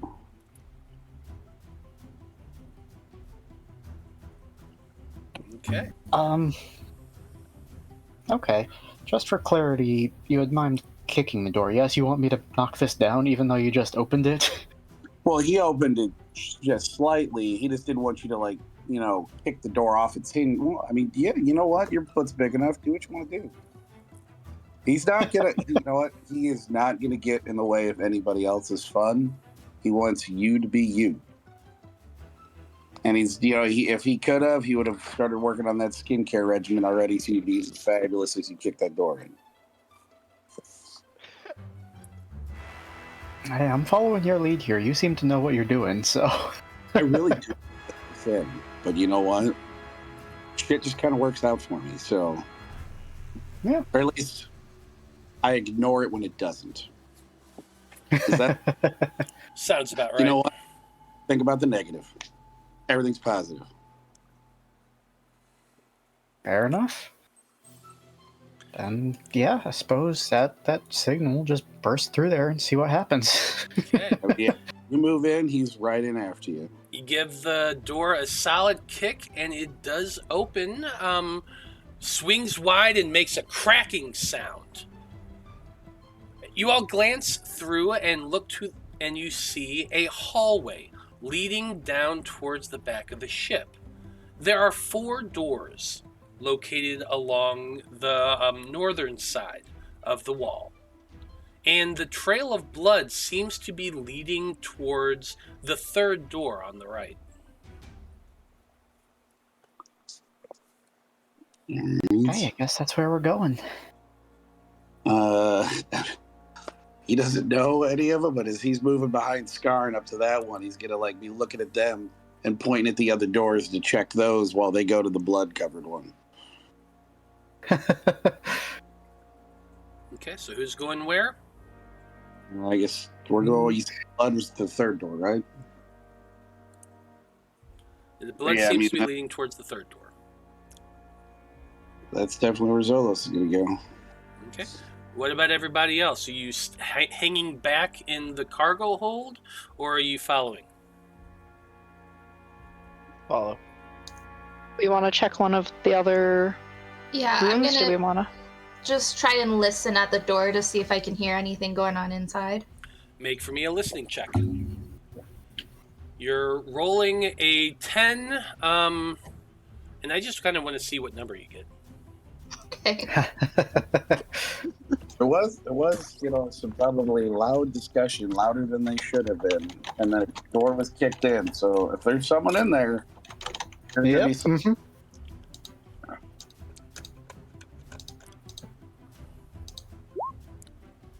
Blunt instrument. Okay, so 2. You put your ear to the first door and you're listening, and while you don't hear anything from that door, from ahead, you hear the sound of scuttling as the doorway ahead of you is burst open and 2 more cerebral stalkers come jumping out at Skarn. However, you had enough time, Lark, to be able to say that you heard something. So the good news is this is not a sneak attack round. Oh. Whew. So I'm going to need everybody to give me a roll to react.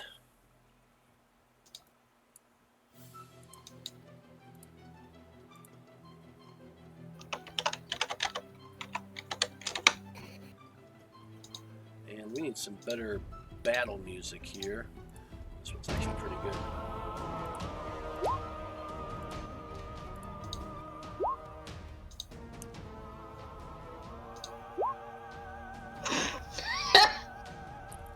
Huh.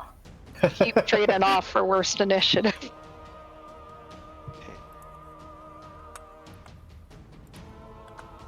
I want to know how many crit fails I've rolled this freaking session. I'm at what, 3 or 4? That is a good question.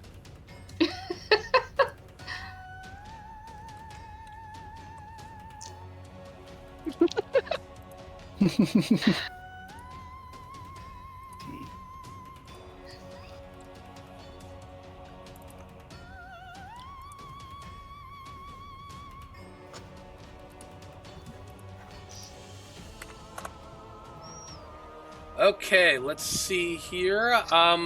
Dreezy, what'd you get? A 4. Ezra, what'd you get? A 9. 9. Lark, what'd you get? 10. 10. Ouch. Skarn, what'd you get? That's a 4. 4. Zolos, what did you get? And what?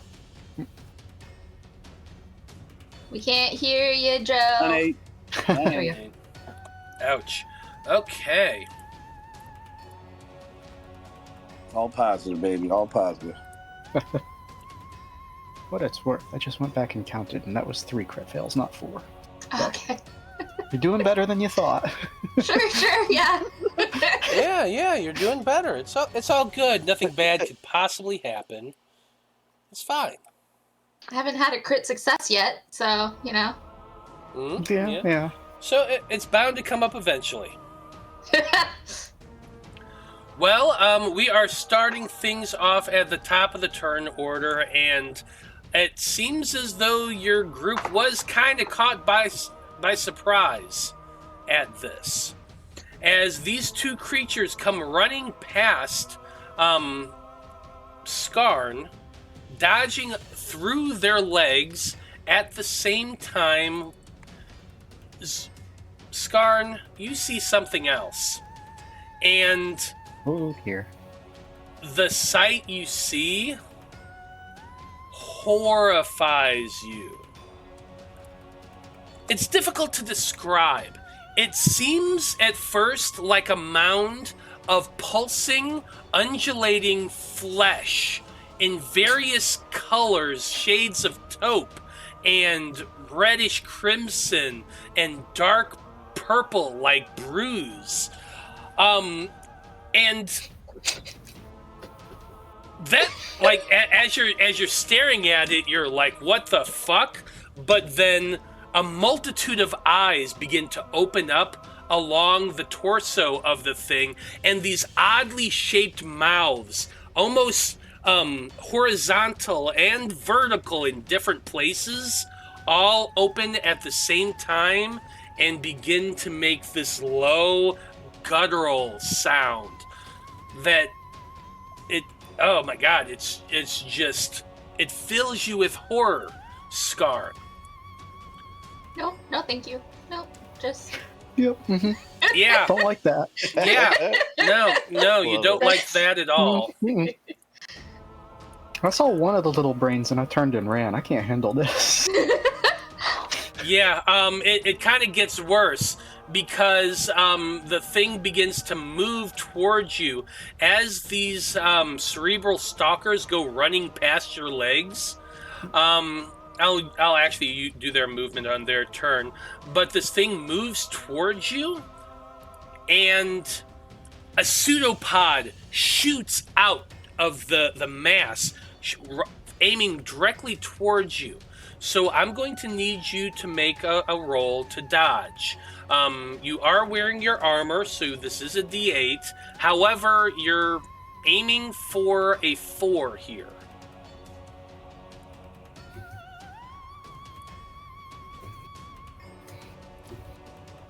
Okay. I guess I should ask before I roll this. This isn't a powered attack, right? This is not a powered attack. Okay, thank goodness for that, at least. Sorry, and you said, what was that difficulty? The difficulty is a 4. Okay. You got lucky Okay. there. Yep. You see the pseudopod shooting towards you at the last minute. You pull up the crossbow you're holding and just smack the tentacle as it's aiming directly at your head, pushing it out of the way. It impales into the wood next to you, the wooden frame of the door that you're standing in, and then it retracts back into the body like almost like a rubber band. Oh.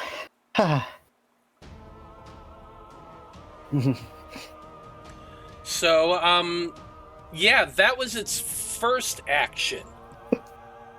Ooh. Its second That's not a action, good sentence. yeah, its second action is those mouths that are open begins making this odd sort of sound. It's hollow almost, and it grates at your ears. It's almost like nails on a chalkboard. As it looks directly at you, Zolos. You and Dreezy are also close enough to be able to hear the sound, though you haven't quite seen the creature. I'm going to need the three of you to roll to resist horror. This is a fear condition. If anyone has an ability that protects them from a fear, they can roll a d8. If they do not, you're rolling a d10. The number you're aiming for in this is a 5.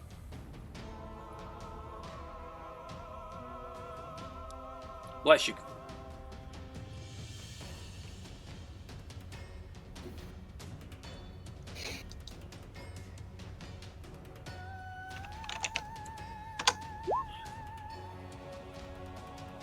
Okay, Skarn, what did you get? Looks like that's a 2. That is a 2. That is a success. Zolos, what did you get? I also got a 2. Success. Dreezy. I got a 7. That is a failure. So you are taking the wound frightened.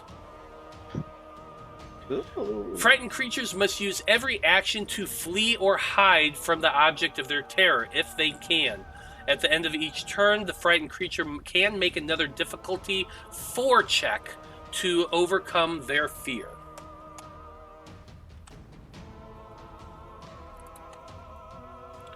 So, What is it? Oh, so it's just one level of frightened? Yeah, currently is just 1 level of frightened.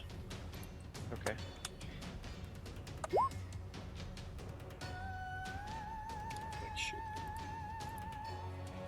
Okay. That's its turn. Now we got the Stalker's turn. They came, like I said, came running through Skarn's legs to get to the two next people. That is Zolos and Dreezy. So, Zolos, give me a roll to dodge.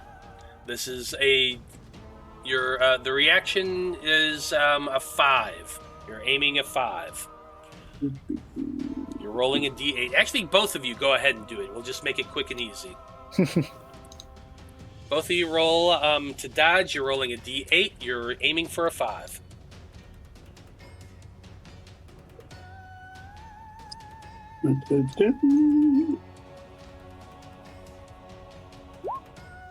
Ooh, that's 7. Oh. We-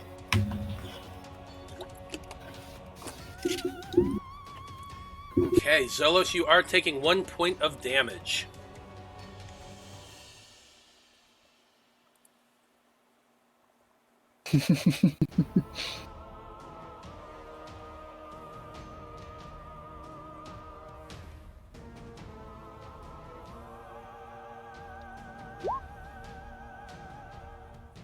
Oof.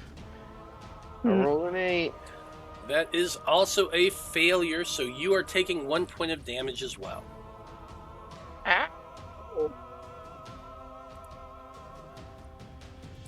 Mm-hmm. Okay, that's for it for both of their turns. Skarn, you're up first with Dreezy on deck. What do you do?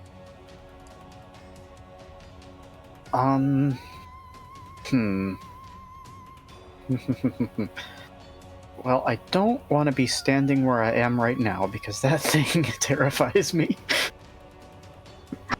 I think I'm just gonna boot back over here, which should be okay in terms of volume, I think, right? Because So- Dreezy's small, so... Let's see. Dreezy's small and counts as 1. The stalkers each count as 1. So 1, 2, I 3, can make it 11. 4, 5, 6, 7, 8, 9. 9. So it's 9. So it just barely manages. You're able to still attack. Okay, cool. And then I think I'll try to use a unarmed attack against one of these things. I think I'm just trying to step on it, honestly, because they're horrible. Yeah, no, that's fair. You have martial arts, if I'm not mistaken. I do indeed. Okay, so Although that's less to indicate like actual martial fighting and more this is a big rock person and getting hit with them hurts. yeah. No, that's valid, but it still allows you to roll with it. Let's see. So you get to roll a d10 instead of a d12, which is great. Yep. And you're still aiming for that 5. That would be a 6. That is a miss. You bring up your huge stone boot and just slam down, but the thing's quick and nimble, and it just kind of skitters around you. There's a big one, there's a big one, there's a big one. We gotta deal with this fast. There's a big one. Ah. And that's me. Well, that's it for Skarn's turn. Dreez, you're up next with Zolos on deck. Okay, for the frightened, do I have to... It's at the end of my turn I get to roll again? Yes, so you're going to have to use Okay. both your movement and action to run away. Right away. Ah, you see that thing in there? It's the scariest thing I've ever seen. Get it away from me. I did see it, I hated it. No.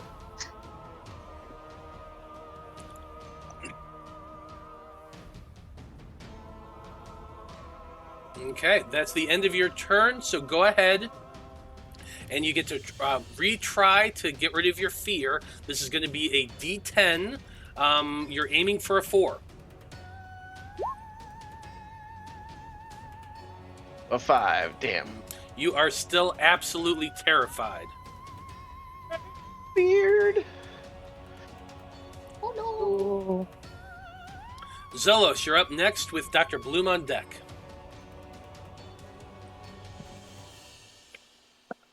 I mean, he'll just... I did realize there was a torch under me. That was a little weird. He's gonna kind of reposition and stab one of these things as he's telling, I guess the small folk. He's gonna like move back into the main room so we can reposition, and then he's just gonna look at the Skarn and be like, he goes, "We got to take care of this up front," as he's no confidence loss whatsoever. Everything sunshine and rainbows for him. He thinks it's gonna be great. So he's just gonna take a swing at this first little one right there.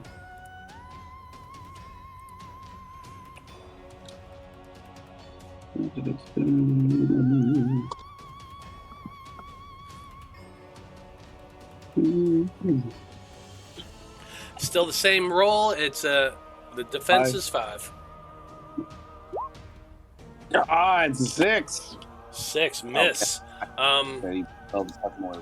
Yeah, you're trying to swing at it, but it just it manages to dodge, and you're unable to gain purchase.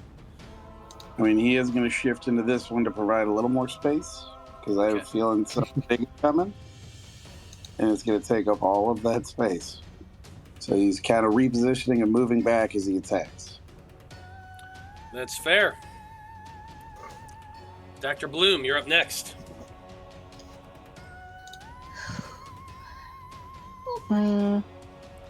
Yeah. I technically count as part of the doorway hex, right? So I do have to spend movement. Yeah, get a clear technically shot? you'd probably be right there, because you're Yeah. right on the edge there. So let's say you're in the same hex as Zolos is, just for Okay, cool. simplicity.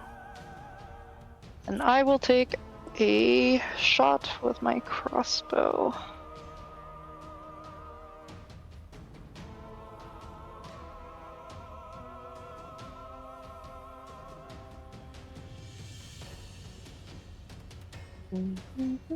Okay, well, same thing. Dice 10, DC 5. 3. 3. That is a hit. Your aim is true, and you strike the first brain creature that Zolos was just trying to hit a moment ago. Nice. You notice, Doctor, being a medical professional, that these particular brains seem smaller than the ones you had seen before. Just a little bit, like they're not as beefy and meaty as the ones you had fought earlier. That is really curious. I think I want to shoot it again. Can I do 2 actions? If I don't No. move. Nope, you got 1 movement, 1 action. 1 movement, 1 action. Then I will move back. Okay. You would kind of have to move yourself through the door to get out of there a little bit, but at least all 3 of you fit in the same hex. Yeah. I was gonna say both me and Boomy are small. Oh yeah, no, you're fine as far as spacing goes. Okay. I was trying to move a little bit so everyone can see everybody. Gotcha. Mm-hmm. That is your turn, Lark. At the bottom of turn order. Yeah. I'm gonna go and put myself up against the wall. And I'm gonna take a shot. Okay. Which one are you shooting at? Whichever one that Dr. Bloom just shot at. Okay, the one right in front of Zolos. Okay. Scroll up. Okay.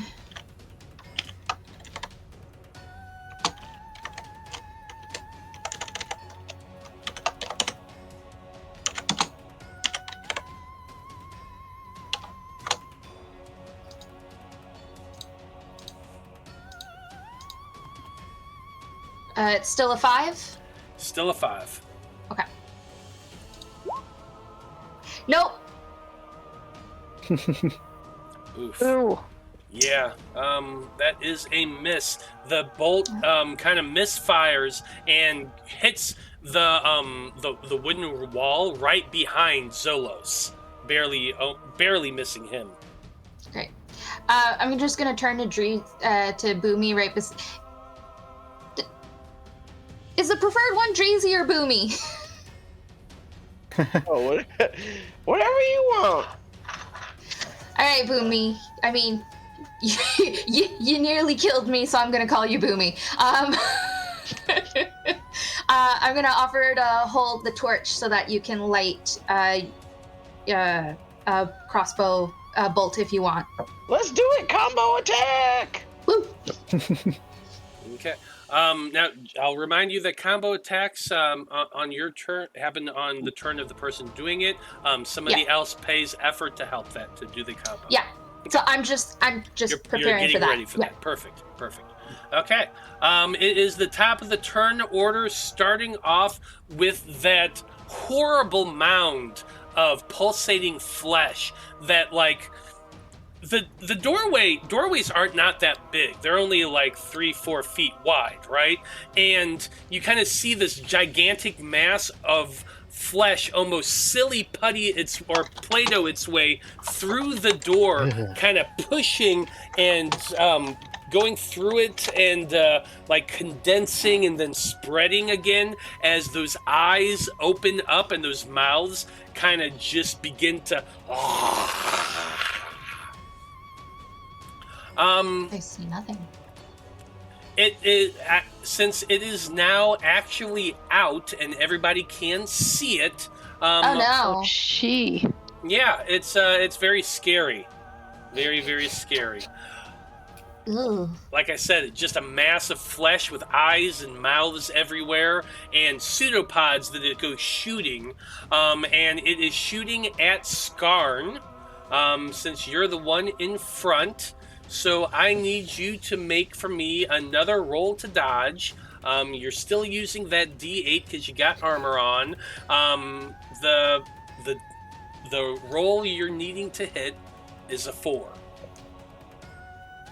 Alrighty. Let's see what we got here. That's a 3. Ooh. Skin of my teeth over here. Yeah, skin of your teeth. You just kind of matrix move as this tentacle comes shooting at you. You see that, like, the point is as sharp and pointed as a needle. If it would impale you, it would easily pierce even your stony skin. Yep. What happens after that is it begins to wail. This horrible, horrible wail. So I need everybody who can see it, unless you've already succeeded. So actually that would be just Dr. Bloom and Lark, because Dreezy is still frightened, and Skarn and Zolos have already succeeded once. So Dr. Bloom and Lark, you're going to make a roll to resist horror. You're going to roll a D10, and you're aiming for a 5. Oh no.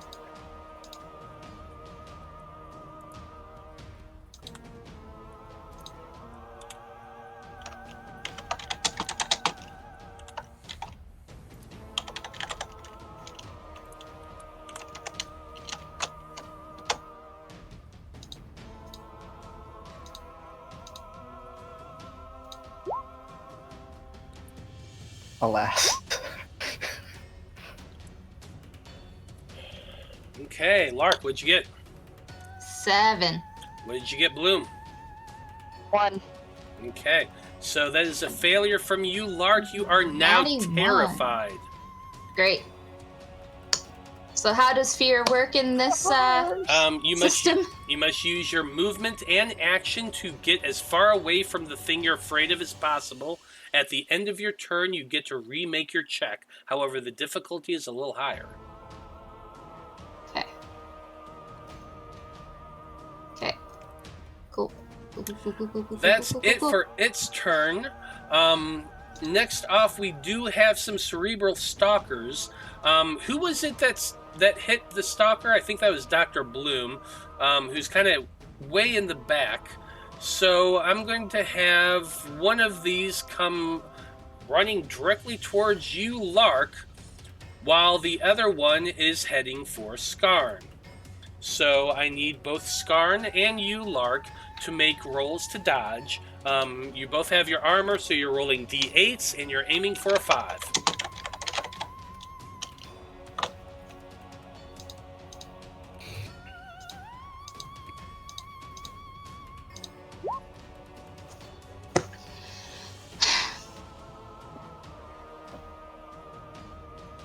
I rolled a 6. You rolled a 6, which means that you are taking 1 point of damage. That's a 1. You are somehow managing to dodge all of these attacks, Skarn. Your skin is just so tough that with the added protection of the leather armor, like even when they come close to connecting, it's just like a graze that doesn't even pierce all the way through. Okay. Ooh. You know, I didn't build to dodge tank, but I'll take it. That's fair.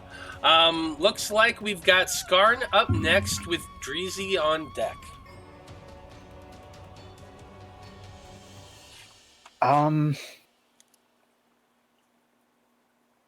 Yeah, this seems less than ideal. This zone down here where Lark and the creature are, does that have a reduced capacity since it's like a half zone? Kinda, yeah. Like, as narrow as this thing is here, like, if you were to try to go right next to where Lark is, I feel like that's going to be over capacity. Okay, cool. That is more or less what I want, is the thing. So, we'll try to squeeze in there to overcapacity the thing, since Lark is horrified and can't attack anyway. Hopefully that'll keep this thing from getting her. Okay. And because of the big trait, I can attack in an overcapacity zone, so let's try to put that bulk to use, shall we?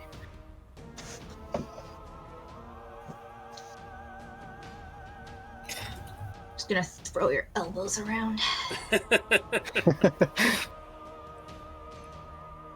Okay, so is that it for your turn? Okay. Yep, that's another miss. Oh, yep, that is a miss. Trying to stomp on that thing as you make your way over, but you are unable to hit. And that's me. Dreezy, you are up next. You must use your action and movement to run away. Oh shit, did Dreezy fail? Oh, okay, so both of us did. Nice. I'm running to the other room and I'm hiding behind a box. Yeah, absolutely. Fair. So let's see. You could do that. Well, you have to use your full movement and action to get away. You have to use your action to move. So you are going to have to move too. I did move too, right? Oh, did you?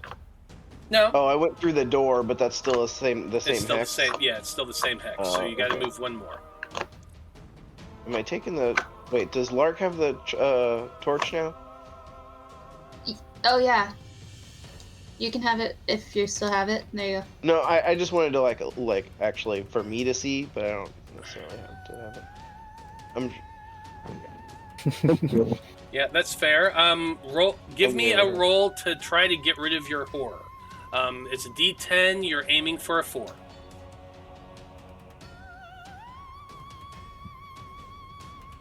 It's a 4 the second time around, and it was a 5 to begin with. No, it was a 4 last time too. Mm-hmm. Yeah, but they just rolled for D5 to avoid it the first. Yes, because once you have it, it's harder to get rid of. Remember, I said that. Mm-hmm.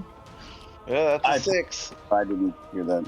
Yep, that is a 6. That is a failure. You are still Check out this terrified. horror. Oh. Okay, Zolos, you're up next. Technically, nothing is in the hex that you are in. And I can attack into another hex, right? One adjacent to me? No. Or do I have to be in it to No, you cannot. unless you're using your crossbow. Well, I can do that. Yeah. Yeah, a crossbow can aim into the hex next to it. If you're melee, it has to be in the same hex as you. I don't want to do that, or do I want to come off as certain? Definitely not stealing from anybody's IP turtle with glasses. No, we got to kill one of these things. So he'll shoot at the one that's between the two of them. Mm-hmm. He's just gonna just point it down, point blank range, and good God, if he misses it at that short of a distance, the bolt fires backward. Something like that. Okay, you're rolling that D10. You're aiming for a 5.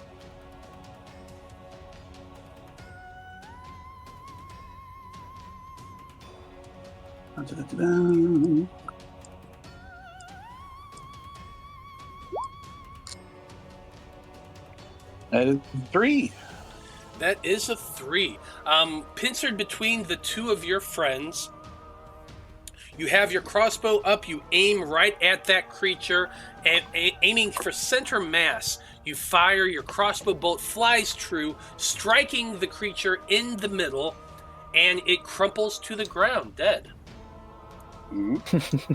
And I guess this door is. I mean, do you get like a free interaction? Would it be an action to open the door? No, you can open the door. So I mean, because if he moves into this one, he knows a giant rock is going to be coming into that one soon.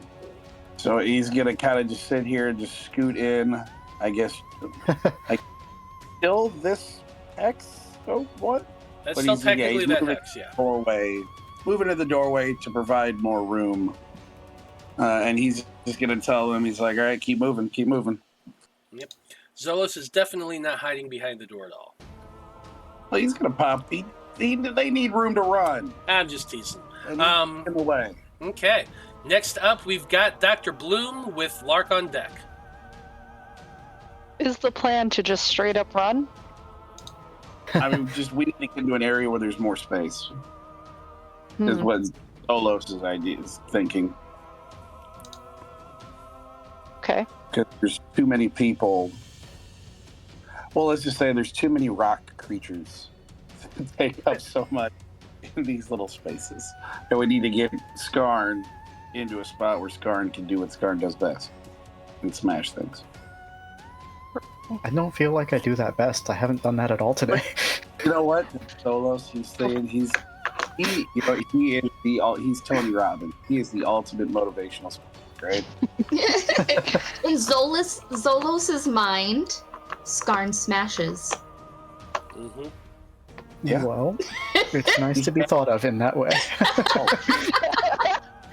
Well, what are you doing, Dr. Bloom? There we go. Well, I guess I'll actually make some room in the doorway and go into this hex. So I want to at least get rid of the little brain. Okay. Try my best while everyone exits. You're shooting at the other little one? Yeah. Okay, well, since I've got the torch, I'm gonna help Dr. Bloom light their bolt. Okay. Much obliged. You got 2 points of effort. You're going to use those for Dr. Bloom, so go ahead and take those off. I mean, I'm missing so much. I might as well spend the effort. I'm gonna get them back. Yeah, that's true. Don't forget that every time you miss, you do get to add a point of effort. So you have missed quite a bit. We keep damage if more and more people help on something. Mm-hmm. Oh, okay. Well, then, I mean, while she's holding up her torch, Feathers is gonna shoot at it. Zolos is gonna look around the corner and just look at the brand and go, "Oh, sugar." Now, I'm not sure if more than 2 people can do a combo. Let me double check. All right, and I was to say we can, then he won't. I'm not sure if he can. Let me look here. But if it can compound even more, he would try and distract it while they do it. But I guess she's already. I mean, Doc is already going to get, I guess, do they get advantage? Yeah, Or they get I two don't. dice? No, I don't We think get you two can. dice. So no, you cannot add an additional third point of damage in a combo. However, you can Distract use it? the help action to add one additional dice, or it's not an Then that's action. what he'll do. That, like, try to distract the little brain so Doc gets a better shot. Okay. So Doc gets to roll 3 dice? No, Doc gets to roll Right. 2 dice to hit, and then if it Okay. hits, because you're doing a combo, it's going to do 2 points of damage. Gotcha.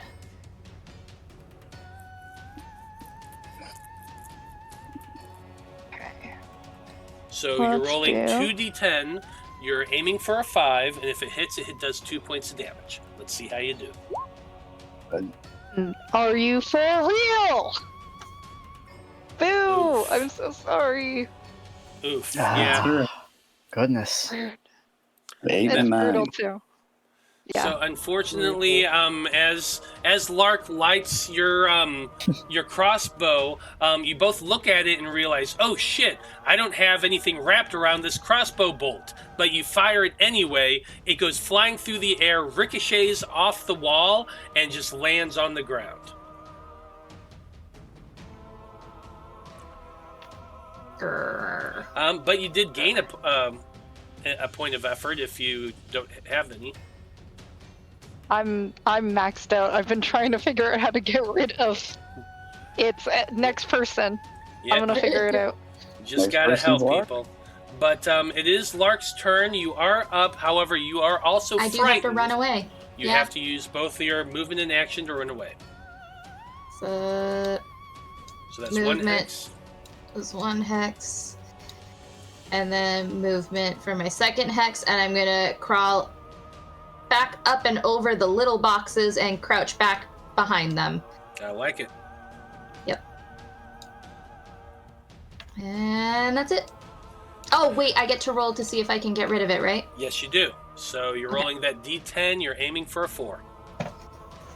I spend a couple points of effort to assist with this horror resist roll. Yeah, you can. You can call out some encouragement to help. What do you say to help Lark get rid of this fear? Let's see. How about... Lark, it's okay, I've been there. It's just an illusion. You can overcome this. I know you can do it.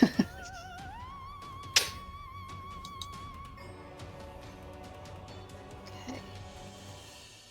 So, what does that mean? Do You get to roll a second. You get to roll 2d10 2 dice. instead of 1. Okay. Yes. 2d10.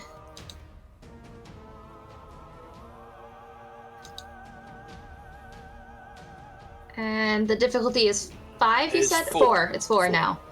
Okay. Finally! Oh yes! Nice. Nice. Okay. Yeah, with that One more nat die. 1, you Woo! definitely succeed, and you are no longer frightened. You passed on both dice. Did I? Yeah, Yeah. 1 and a 4. Yeah, 1 and a 4. Nice. Very nice. Hell yes. Excellent, yeah. If I could do the hand snappy thingy, I would do it, but I can't. I don't. Well, we are at the top of the turn order, and we're starting things off with this parasitic hive. And, like, the thing kind of stretches. What? I'm sorry. You wanna just run the name of it by me one more time. You heard me.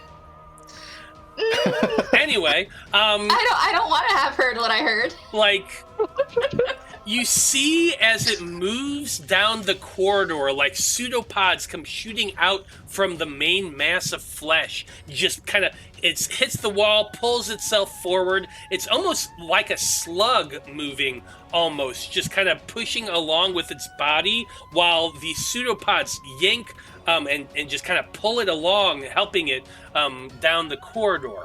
It's going to move up once, right next to the cerebral stalker, and let's see. Looks like Dr. Bloom and Skarn are both within range, so I'm going to roll a d4 to see who it's going after. 1 and 2, well, like I said, 1 and 2 is Dr. Bloom, 3 and 4 was going to be Skarn. I rolled a 4. Let's keep going after Skarn. So Skarn, I need you to roll to dodge. You're rolling that d8 because you got the leather armor, and you're aiming for a 4. Okay. No, okay. That's... There's no way we could have helped with that. Is there any way to help? If you have effort. If you have effort. If you have effort, since we're still at level 1, I do allow retroactive use of effort. So you can spend your 2 effort to let Skarn re-roll. However, from level 2 on, you got to call it out before the roll. No take backsies. Yep. So Skarn, you can roll 1 more time, same conditions. Much appreciated. But I'm afraid that didn't really... That's double crit fails. Yeah. Oh. That is a crit fail again, unfortunately. So you all watch as this pseudopod comes shooting towards Skarn, impaling them directly into the neck. Skarn, I imagine, cries out in pain as their body crumples to the floor, unconscious. Yep, it is down.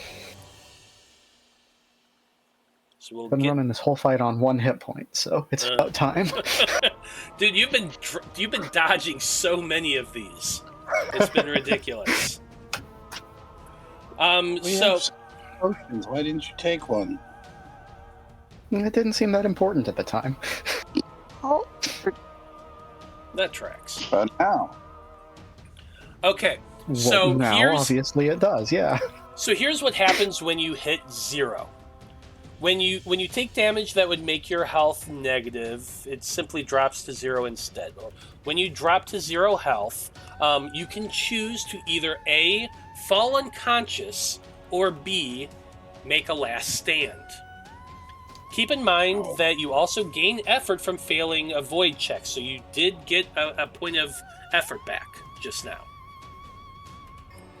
If you choose to be unconscious, your body shuts down as it tries to survive the life-threatening injury. You can't take turns or spend effort. You automatically fail any checks that require movement or senses. You cannot gain effort by failing checks from this point forward if you choose this route. Damage you take while unconscious reduces your effort instead of health. When you reach 0 health and 0 effort, you die. And you cannot gain health or effort when you are dead. Now, there is one more thing that I'll have to talk about after this in a little bit, but for right now, I need you to decide, are you going to drop to unconscious, or are you going to take a last stand? If you take a last stand, you have resigned yourself to death, and you're granted a severe power boost for a short period of time. However, it will kill you. Mm-hmm. So I think I'll take unconsciousness. I'm gonna trust in folks to hopefully deal with this and get me back up. Okay. So you are currently unconscious. You are at 0 health. You have 1 effort point. So keep that in mind.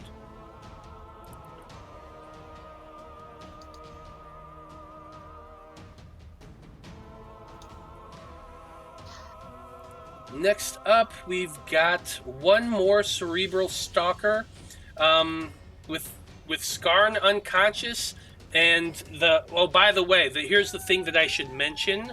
The other detail about Skarn being down and unconscious, that tentacle is still embedded in their neck. Oh, of course it is. Oh no. Ugh. Rude. Yeah. So there's that. The last cerebral stalker that is alive moves forward and is taking an attack at you, Dr. Blue. So I'm going to need you to roll to dodge. You're rolling a d8. You're aiming for a 5.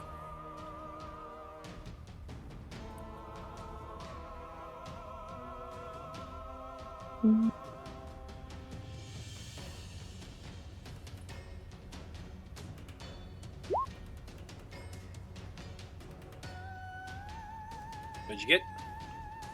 Oh, That is a success with a 2. You see it coming, it leaps at you, and you just jump back out of the way and dodge. Skarn, it is technically your turn. After that, you are unconscious. You cannot do anything. I just noticed something that you probably forgot about. You do have the random Rhapsody coin. Yep, I did forget about that. Can't help you right this second, but do keep that in mind. Dreezy, you are still frightened. I gotta get out of here. I've seen some shit I ain't never want to see before, and I never want to see again. I'll keep running. Yep. You keep running. Make your roll to stop being frightened. Rolling a d10, aiming for a 4.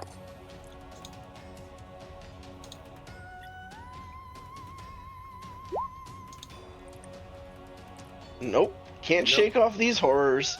yeah. That thing is the scariest thing you've ever seen in your life, Dreezy. Yep. Zolos, you're up next. Alrighty then. Move back out. Sees one little brain, but he sees the big good god thing. He's gonna start going after this because we gotta do some damage to it. So he'll, I guess, crossbow at it, but disadvantage. It is crossbow at disadvantage. However, if you were to hit this guy here, it would not be disadvantage. Just reminding you. Yeah. Alright, yeah, we'll try and get rid of that one. Please try and kill something else, and then we got the doc there that might be able to help Skarn.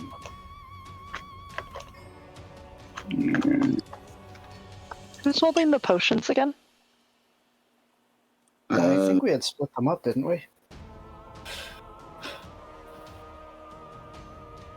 Or did Breezy take them all? 'Cause a couple of you were down to 1 health, so you took one of those each. So I think we had 4 left, and I think we had separated those between people. Okay, so I probably have one then. Sounds about right. Just checking. Yeah, okay. Thank you. That is 2 on the brain.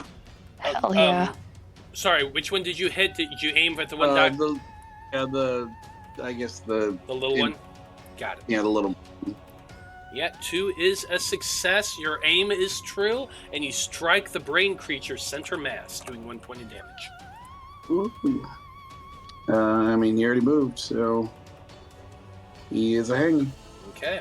Dr. Bloom, you're up next. I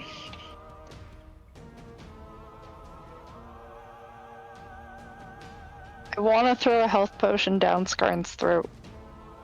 Okay, you will have to move up next to them. They still have that pseudopod stuck in their neck that seems to like pulse and undulate as you're getting close. Go ahead. You can use your action to shove a potion directly down their throat, which will restore them to 1 hit point. Okay. Do I have to roll anything? No, you don't have to roll anything. You have it on your person. You're using your action to feed it to them, so it's just automatic. Their eyes open, and they look directly at you, and they are conscious again. However, you do have some wounds. You do have the life-threatening injury wound, Skarn.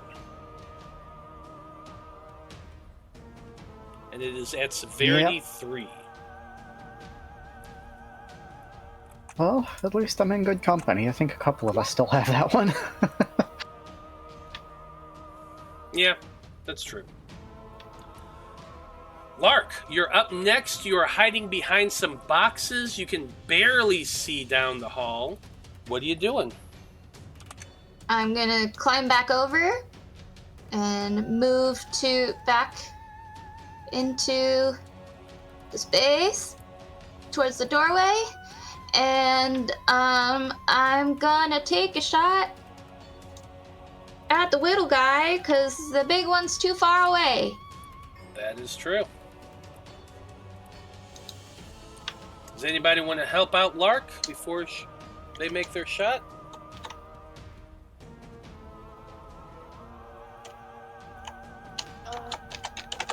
Okay. Well, Yeah, I want to, but I don't really think I can do anything from where I am. You I don't have can. effort left. You can offer to help. Call out encouragement or something that allows them to make the shot at advantage. Okay, I'm gonna do that then, because I'm way back here doing nothing. So I'm like, go get him! Got everybody got great moral support from Dreezy. You can do it. I just can't do it. Okay, Lark, you do get to roll this with 2 dice instead of 1. So go ahead and roll 2d10. You're aiming. Who are you trying to hit? The brain or the big guy? The little one, because if I have advantage, I could try to hit the big guy and it would just be a straight roll, right? No. Well, yes, No? technically, yes. Because it's 2 squares away, so it wouldn't be at disadvantage. You would just be rolling straight. I will point out that the brain here looks very hurt. Yeah. But the other one still has Full. a thing in Skarn, so That is true. what's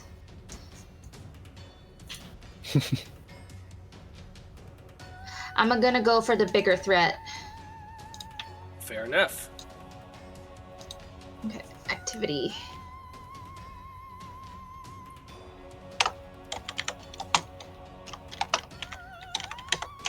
That's not how you spell that. There we go.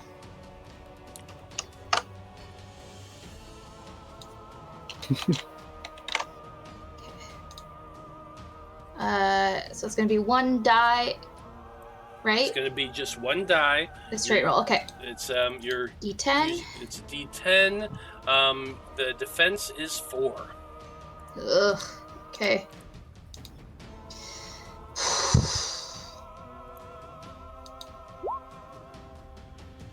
Dang it. That is. But I get my a- effort back. You do get a point of effort back.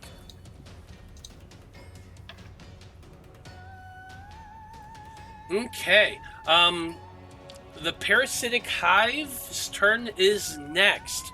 And Bloom, you're kind of crouched there next to Skarn, who is laying prone, unconscious, and you watch as the thing on its action. You're seeing that tentacle that's in Skarn's neck, and it just kind of pulses and like bubbles as these little something kind of trails down the tentacle. It has an ovipositor, Matthew. Ah! It's using its movement to back up just a little bit and into the next hex, and as it does, it pulls Skarn along with it, 1 hex towards it. Because it is still attached.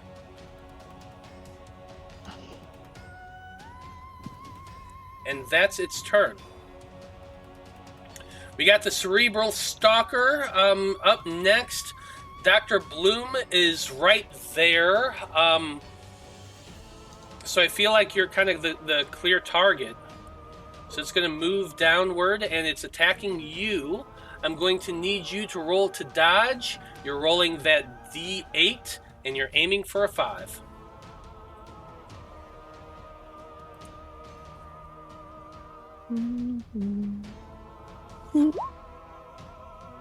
Nice. Nice. Nice. That is a perfect dodge. You jump back out of the way as the thing comes lunging at you. It bounces off the wall next to you and lands on the ground in front of you. Next up, we have Skarn, who is just been drug along the floor. That hurt a lot. Yeah, And everything hurts right now, honestly. you're feeling very odd right now, like there's pressure in your neck. So what are you doing? That's not great. Well, I guess just trying to stand up first. Is that my movement in this system, or is that just a thing you can do? It's just going to be a thing you can do. I don't think there's anything that restricts you from getting up while prone. Okay. I don't think Skarn has super processed what's going on right now, but it does know that it does not like this at all, and this thing keeps shooting this tendril out. So, if I may, I think it's gonna, try to use its arm to wrap that thing and just rip that tendril out of this creature. I like it. Out of it? Yeah, just try to rip the thing out. I like it. Yeah, just using all that body weight, all that force. So, this is going to be a martial arts die. You're rolling a d10. I'm actually going to give you a little bit of a bonus on this here because it's the pseudopod, so it's out and it's stretched thin. So it's a little bit easier to do this than it would be just to strike the thing. So you're aiming for a 5. Roll a d10, aim for a 5.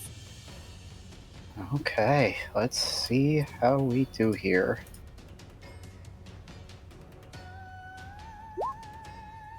That's a 1. Without issue, you wrap your arm around this tendril, grabbing it, and yank as hard as you can, straining as you see the rubbery flesh of this thing get taunter and taunter until it just explodes, showering you with this purpley, disgusting substance. And it is going to do some damage to it, and since you rolled a 1, that's critical damage. Woo! Okay. Still gross, but woo! Yeah, uh-huh. Yeah, and Skarn just got a money shot right in the face. Lovely. Love to hear it. But you do still technically have movement if you want to get back. Yeah, I'd say I do. That was not fun. Can I have, is this thing, the tendril still attached to my neck, and I'm just dragging it with me now? It's still kind of attached to your neck. You wanted to rip it off, so it's just still kind of hanging in there right now. Okay. Awesome. Just the weirdest, ponytail ever. Yeah, yeah. Don't append it. Mm-hmm. Yeah. So, next up we got Dreezy with Zolos on deck. So, Dreez, you can't see the thing you're horrified by very well anymore, but you still are technically compelled to run away. Okay, what else can I do? Can I do... Unfortunately, there's nothing you can really do until you get rid of the feared condition. You just have to run and continue to run away. Okay, I can't, hide. Because it doesn't matter whether I can see it or not? Yeah, it specifically says you have to use your movement and your action to move as far away from the thing as you can until you're no longer afraid. Alright, I'll move. Well, the condition you posted does say use every action to flee or hide. Oh, does it say hide? Hold on, let me relook at that. The one you posted a little bit earlier did, yeah. Flee or hide from the object of their terror if they Okay, can. I stand corrected. That's my mistake. I forgot about that. So yes, you can actually use your action to hide now. Okay. If you want to. Can I try to... Is one of these boxes or something open where I can get inside of it? I'm pretty small. We'll say that, yeah, some of them have been, damaged a little bit. You could probably find one right around this area that has a, the lid is half broken, and so you could get into it if you want. Make for me Yeah, a stealth check. I'll climb in it, and I'm gonna do like a Oscar the Grouch, where I'm just like peeking out. Yeah, absolutely. Give me a stealth check.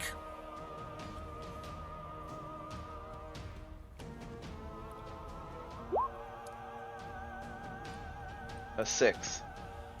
Okay. As far as you know, you are extremely well hidden in that box. And I'll try to not be afraid. Okay. You're rolling a d10 and aiming for a 4.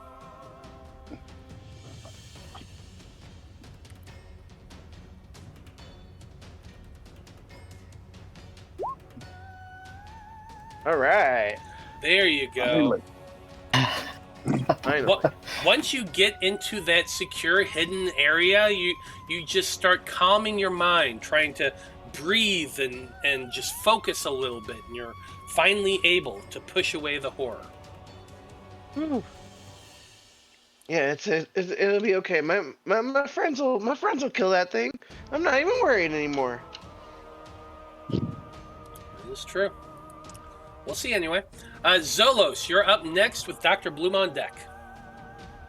I mean, we'll just take another. You know what? We're gonna move up, and we're gonna stab. Take a shot. We're gonna try and stab its brain, the last little brain. Well, that one is in a different hex than you, technically. Yeah. Oh well, I guess I can. I mean, I know, it's weird. Would that be 5? Is that too much? Or yeah, because it's a hex? Yeah, because it's the hex, you can move there. You can attack with your sword. Okay. I didn't, because it's like a half hex. I don't know if it's only like worth 5. It's weird, but we're going with it. We're stabbing at the brain. Ow! Now, what's help him?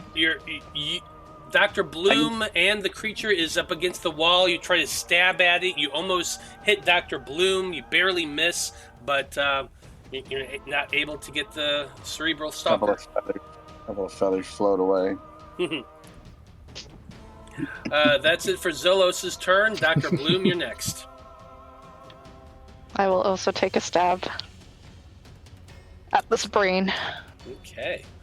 What are you using to stab it? I know you have a crossbow, but what else do you got? I do have like a small hand. There were daggers and short swords in the army. Yeah, there's like daggers and short swords. I'm just curious. Yeah. It's all flavor. Yeah, I think I took daggers. I like it. Okay. Yes. Stab away with Something your dagger. small. You're aiming for that 5. I guess.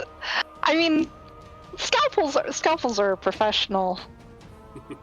we separate that unless in the most dire of circumstances. Sure. Yeah. Guise of professionalism. Everything is fine. Let's go.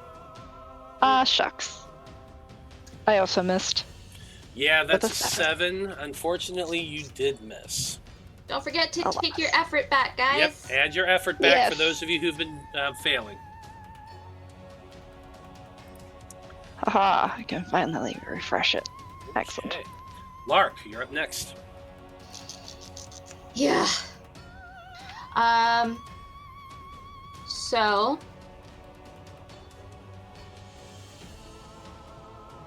I am in this hex. I guess I'll step over here. I'll leave that one there because, well, no, I can't leave it there. I have to take it with me. Or, okay. And then I guess I'll take a shot at the little brain because the big thing is too far. It is. Yeah. Scroll all the way back up. There we go. Check. Ready.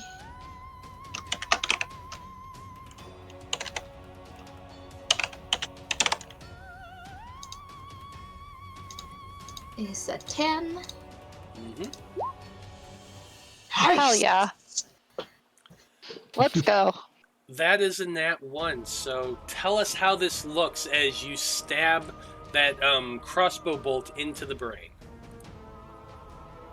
Most of my team is all sort of around it. It's close quarters, and so I just kind of duck between Skarn's legs and I take my shot. Hell yeah. And it flies true, dropping the creature to the ground with a sickly moan. And then I look at the big scary thing and I'm like, you're next. Well, it is the next, it is the turn of the big scary thing. And the big scary thing begins to move forward. It's looking hurt now. One tentacle was ripped off completely, and it just seems to be leaking this purplish fluid onto the ground right now. It is in severe pain. You just gotta gross this out, don't you? I mean, that's what I'm here for. There's 4 of you, and Dreezy is in the back, so I'm going to roll a d4, 1 Skarn, 2 Dr. Bloom, 3 Zolos, 4 Lark. Let's see who it goes after. Great. That would be a 2. Shucks. Dr. Bloom, make for me a dodge check. You've got a D8 because you're wearing armor. It is actually been injured from what Skarn did, and it is now, you're now aiming for a 5. Ah. Beauty. Yes. Yes. You Thank see, goodness. you see this tentacle coming directly towards you. You react immediately, knocking it aside, and you're not hit.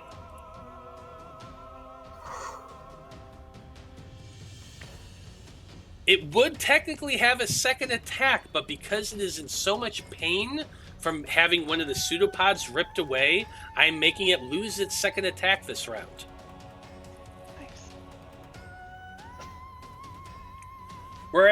We're coming up next to Skarn with Dreezy on deck. So Skarn, We gotta kill it. We gotta kill it dead. Okay. If I want to remove this tentacle from my neck, is that my action? it is your action. Okay. I think unfortunately I have to prioritize that because I don't know if this thing is still pumping anything into me in its death throes, so... That's fair. Skarn is not thinking clearly, it's just reaching up, and this hurts right now. Let's stop that. Beat it with its own tentacle. Oh my god, yeah. Wobbling on its feet. Yeah. Well, it is going to be, you're rolling a d10. It's not an easy thing because, like, as you grab it and start tugging, there's barbs holding it in place.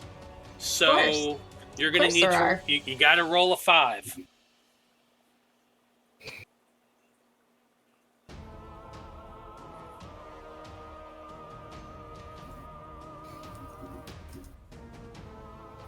Okay. Let's see what we got here. Nope, that's a 6. Yeah, you grasp it and you pull, and it's starting to hurt. You get to the point that you're afraid that if you pull any farther, you're gonna, like, injure yourself. Alright, well that's, that is far from ideal. You do gain a point of effort back, though. This is true. You do still have Yeah, I think that's gonna be me. I don't think Skarn is moving. It's too distracted with this whole situation. That is fair. Dreezy, you're up next. Alright. Dreezy has found his courage yet again. And he pops out of that box. And let's see, what can I do? Move up here. Yeah, I'm gonna try to just get back in the action. Move up a little closer. Fair enough.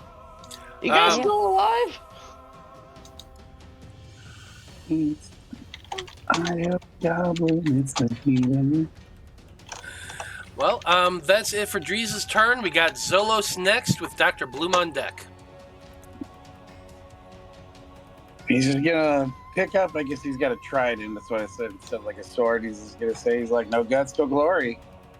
And he's fucking going in. Okay. And is it a 5 for its defense now as well? Since It is a 5 for its defense right now.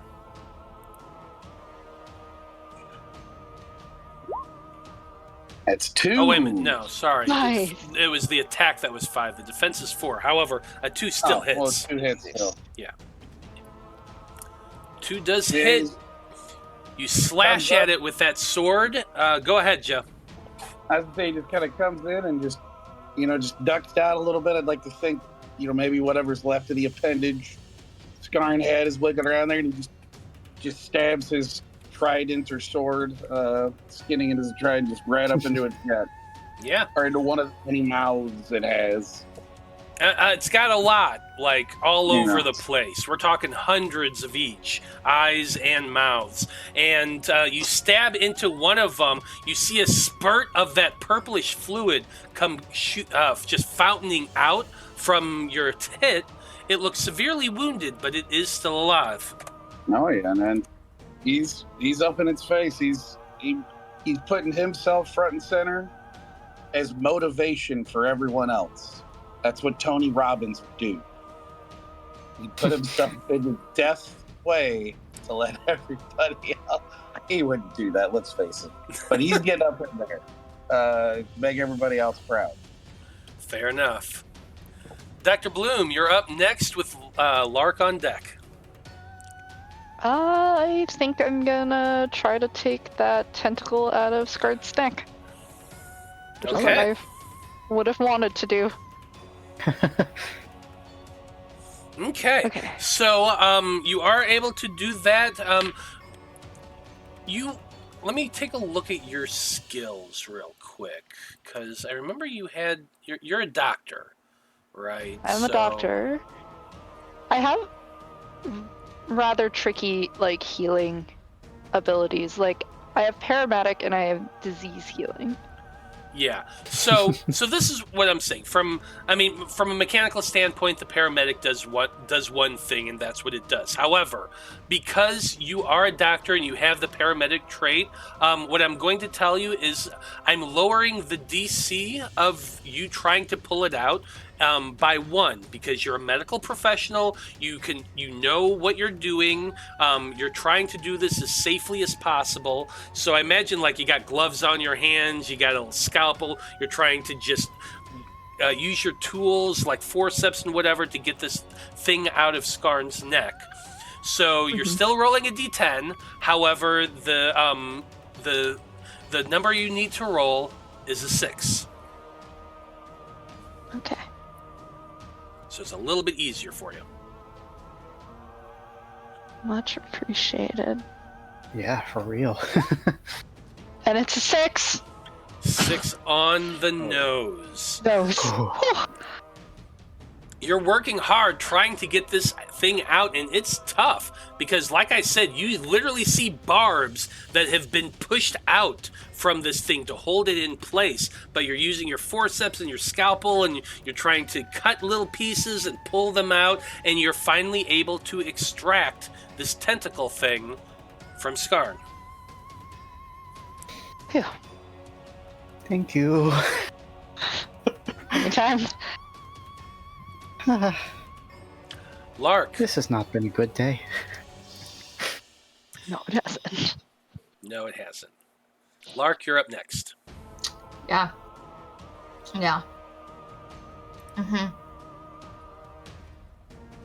I'm gonna step over here because I think there are too many of us over there, and I'm gonna try again to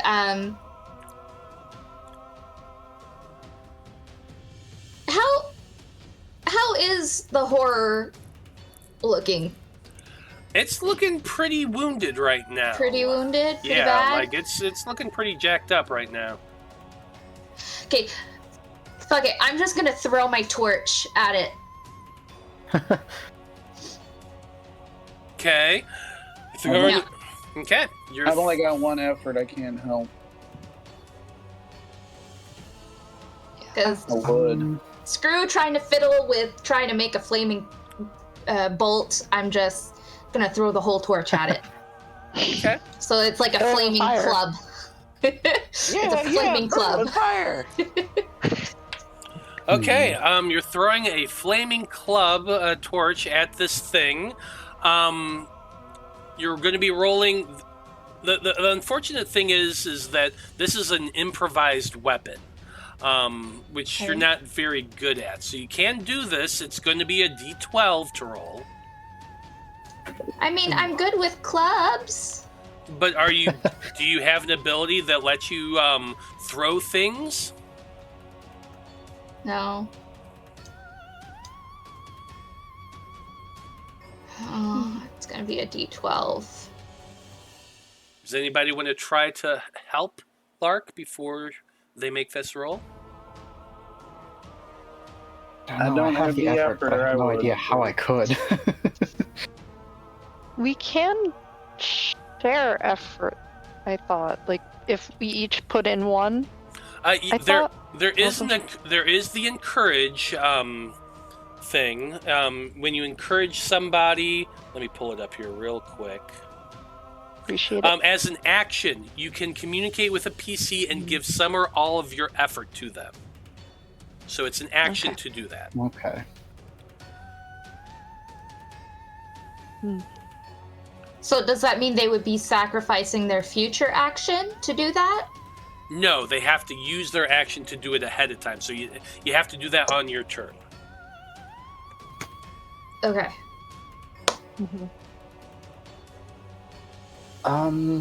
Yeah, okay. I think, what if I spend the 2 effort to help with this, and the help that I'm providing is just yelling so long, loud, horrible. I'm getting the things paying attention to me, and so it's less likely to dodge out of the way. Does that work? Yeah, I like it. Okay, red. So you get to roll 2 d12s instead of 1. You are aiming for a 4. A 4? That's what its with its me, defense is.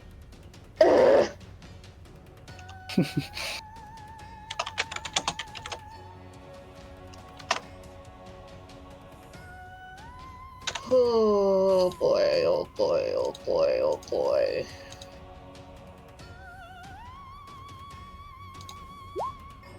Oh, shit. Very nice. On both dice, a 3 and a 4. Very nice. Oh, yeah. You throw. I fail all the time. Oh. I spent the first half just failing. You throw your torch, arcing it over everybody else's head. It hits the creature, and you see it begin to catch on fire. The odd substance that is leaking out of its body seems to be flammable and is catching on fire. So it is taking 1 point of damage. It looks severely wounded, like it's barely holding on, but it is still alive. And it is its turn. And it is on fire. It is screaming with all of the different mouths that you can see on it. It creating a chorus of discordant harmony that is just grating on everybody's ears. You all have to grasp your heads, holding as this thing is just making these loud sounds. You see it pulling backwards away from Zolos in pain as the pseudopods go lashing out wildly. Zolos, I need you to make a roll to dodge. You're rolling a d8 because you got the armor. However, because it is in so much pain and it's flailing about wildly, you actually only need to hit a 6 to dodge this.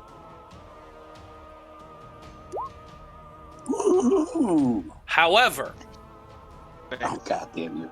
2 times because it gets 2 attacks and both of them are on you. So you did dodge, hitting just a 6 on that first one, but there's a second one coming at you. Can you do it again? Yeah, baby. It's a good thing I had those both prepared. Yeah, you did. With a 3, it's one of those moves where there's 2 weapons coming simultaneously, and you just jump and roll, and they both pass over and under you at the same time. Yeah, doing that Matrix dodge shit there. It is pulling backwards. It's in pain, and it is now literally on fire, and there's a trail of fire on the ground, kind of in front of you all, which I'll go ahead and put. But right now, it is Skarn's turn with Dreezy on deck. So, Skarn, what are you doing? Well, I can't actually reach that thing right now, but I also don't want to let it get away. So I think they're gonna stumble forward. It's like it's on its last legs. Clearly, it's already been down once. It's so bad. I think probably gonna have to try and hit it with the crossbow because that's the only ranged ability I've got right now. So let's see if I can pull that weapon and hopefully do some damage here. Okay. I've only got one effort. I can't help.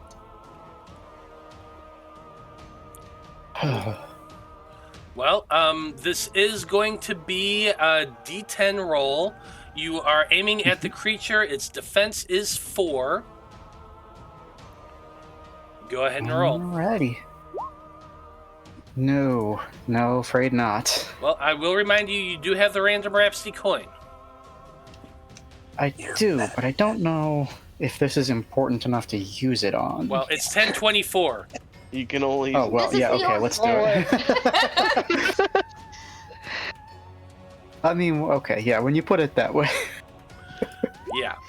Use it or There lose we it. go. Hell yeah. There you go. You used that coin, and you rolled a 4, which is just a success. So, Skarn, tell us, as you aim your crossbow, how do you want to do this? Yeah, Skarn is absolutely out of it. It's just moving on pure instinct at this point. Stumbling closer to this thing, drawing the crossbow, and as it pierces through this creature, it just goes right through and pins it down to the ground to make sure that it just cannot get away. Yeah, well, it is on fire, I'm going to remind you. You might not want to jump on it.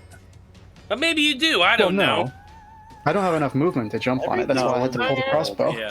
But I thought you were saying something about pinning it down. Oh, the arrow pins it down, sure. But the bolt, yeah. You're right. Sorry, I misunderstood. But anyway, yeah. And as you pin that thing to the ground, the fire just begins to eat up along the body. Like, have you ever seen when you put octopus on the grill and the outside skin just starts to constrict and the thing starts flailing about and wiggling? That's kind of what you're seeing. Would you put it on there? No, it just doesn't. Oh, it's just there. So the creature, it doesn't really flail about. That's terrible. Yeah, like octopus. If you were to grill it, the skin constricts and the muscles constrict and it moves a little bit. Thank God I don't want to ever eat octopus tentacles. Oh, it's delicious. It's yummy. But anyway, You're missing out. I'm good. But anyway, that's what's happening to this creature, and it's just screaming as it thrashes about until it finally succumbs to the pain and anguish of its death. And it then just relaxes. And you see it spread as it turns into almost just this blackened pool of tar that's on fire. And I think that's an excellent place to end things for this evening. But hey, guess what, everybody? You just hit level 2. Hell yeah. Oh shit! Mm-hmm. So what does that mean for character creation? Well, I'm going to get into that here real quick. Oh boy. So, congratulations, everyone. You have defeated this parasitic creature, though you are kind of all worse for wear, and technically the hallway's still on fire, but we'll deal with that later. For now, you all are leveled up to 2. So, here's how that works. Grab it real quick. So, when you level up, you get to gain 1 point, which you can either put into your maximum health or maximum effort. So that's the first thing you need to decide. Then the second thing you get is 2 rank points, which you can put into talents. Putting a rank into a new talent gives you that ability. So let's say you want some more magic, which now you are able to do. You can put 1 rank into a magical ability, and you have that ability. You can do the same with a skill or a talent. If you already have a skill or talent that you want to increase, you can add that same point into that, and it'll increase it a rank by 1. So for those of you like, for example, Dreezy wants to increase their crafting ability. To make Molotov cocktails. Right now, they have the explosive crafting rank of 1. If they want to put 1 of their points into it, it would be then 2. Does that make sense to everybody? Yep. Okay. So the first thing I'm going to do is go around the table and have everybody tell me if you put your point into health or effort, and then tell me what your total is. Lark, do you know what you're doing? I think I'm gonna put my point in effort. That's fair. Skarn, how about you? I was also planning on doing effort. Okay. Zolos? Yeah. Hey, we'll make it 3 for 3. I'll go effort as well. Max Effort is as 3 well. now. Okay. Bloom? I'm gonna put it into health. Into health. Okay. Dreezy? Yeah. Yeah, I'm also gonna do health. Okay. So, Alyssa, what are your totals now? So currently I'm at 1 health with a max of 2, and 1 effort with a max of 3. Yeah, I just wanted to know what your maxes were. Oh, okay. So 2 health, 3 effort. Got it. Skarn? I'm sitting at 3 and 3. 3 and 3. And Zolos, you also said you're 3 and 3? Yep. What about you, Bloom? 3 and 2. 3 and 2. And then Dreezy? Yep, 3 and 2. Okay. Well, we'll find out what our heroes took for skills the next time we come back to play some Æther-Shanties. That way they have some time to really sit there and think about it and decide how they're wanting to build their characters. Because there's tons and tons of options in sagas, and it's, as we all know, it's very rules light, so a lot of it's open to interpretation. How you want to use these different abilities, like Skarn using their illusion to create light. That's a great creative use of an ability. So think about that.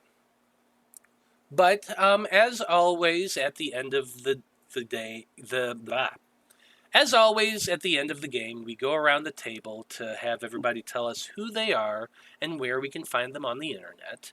And Nobody, since you're the one who did the recap today, why don't you go first? Yeah, absolutely. So I can be found on Twitter and Blue Sky at Nobody Adams. That's nobody with 2 Ds. I'm all over the place. I stream twice a month with All on the Table RPGs on Twitch, the first and fourth Saturdays. I also, of course, am here every other Monday. Lovely to be here. And then I'm also on 2 weekly podcasts. Us Weirdos Have to Stick Together, which is about queer representation in cartoons, and The Axe Files, which is about 9 chapters a week reread of the Animorphs books. Very cool. Alyssa, you go next. Yeah, hi. I'm Alyssa, also known by these folks as Serenity. I can be found at Alyssa Crochets on Instagram, where I crochet a bunch of nerdy stuff, including like this little sleeping worm. Oh, cool. As worm with a Y, as if a dragon. Mm-hmm. Yeah, little worry worm. Neat. Love it. Okay. Coins, you're next. Yeah, I can be found on whatever social media you like at Devil Fetish. Always happy to talk about games. Right on. Nico, you're next. Hi everyone. I play your friendly neighborhood owl, Dr.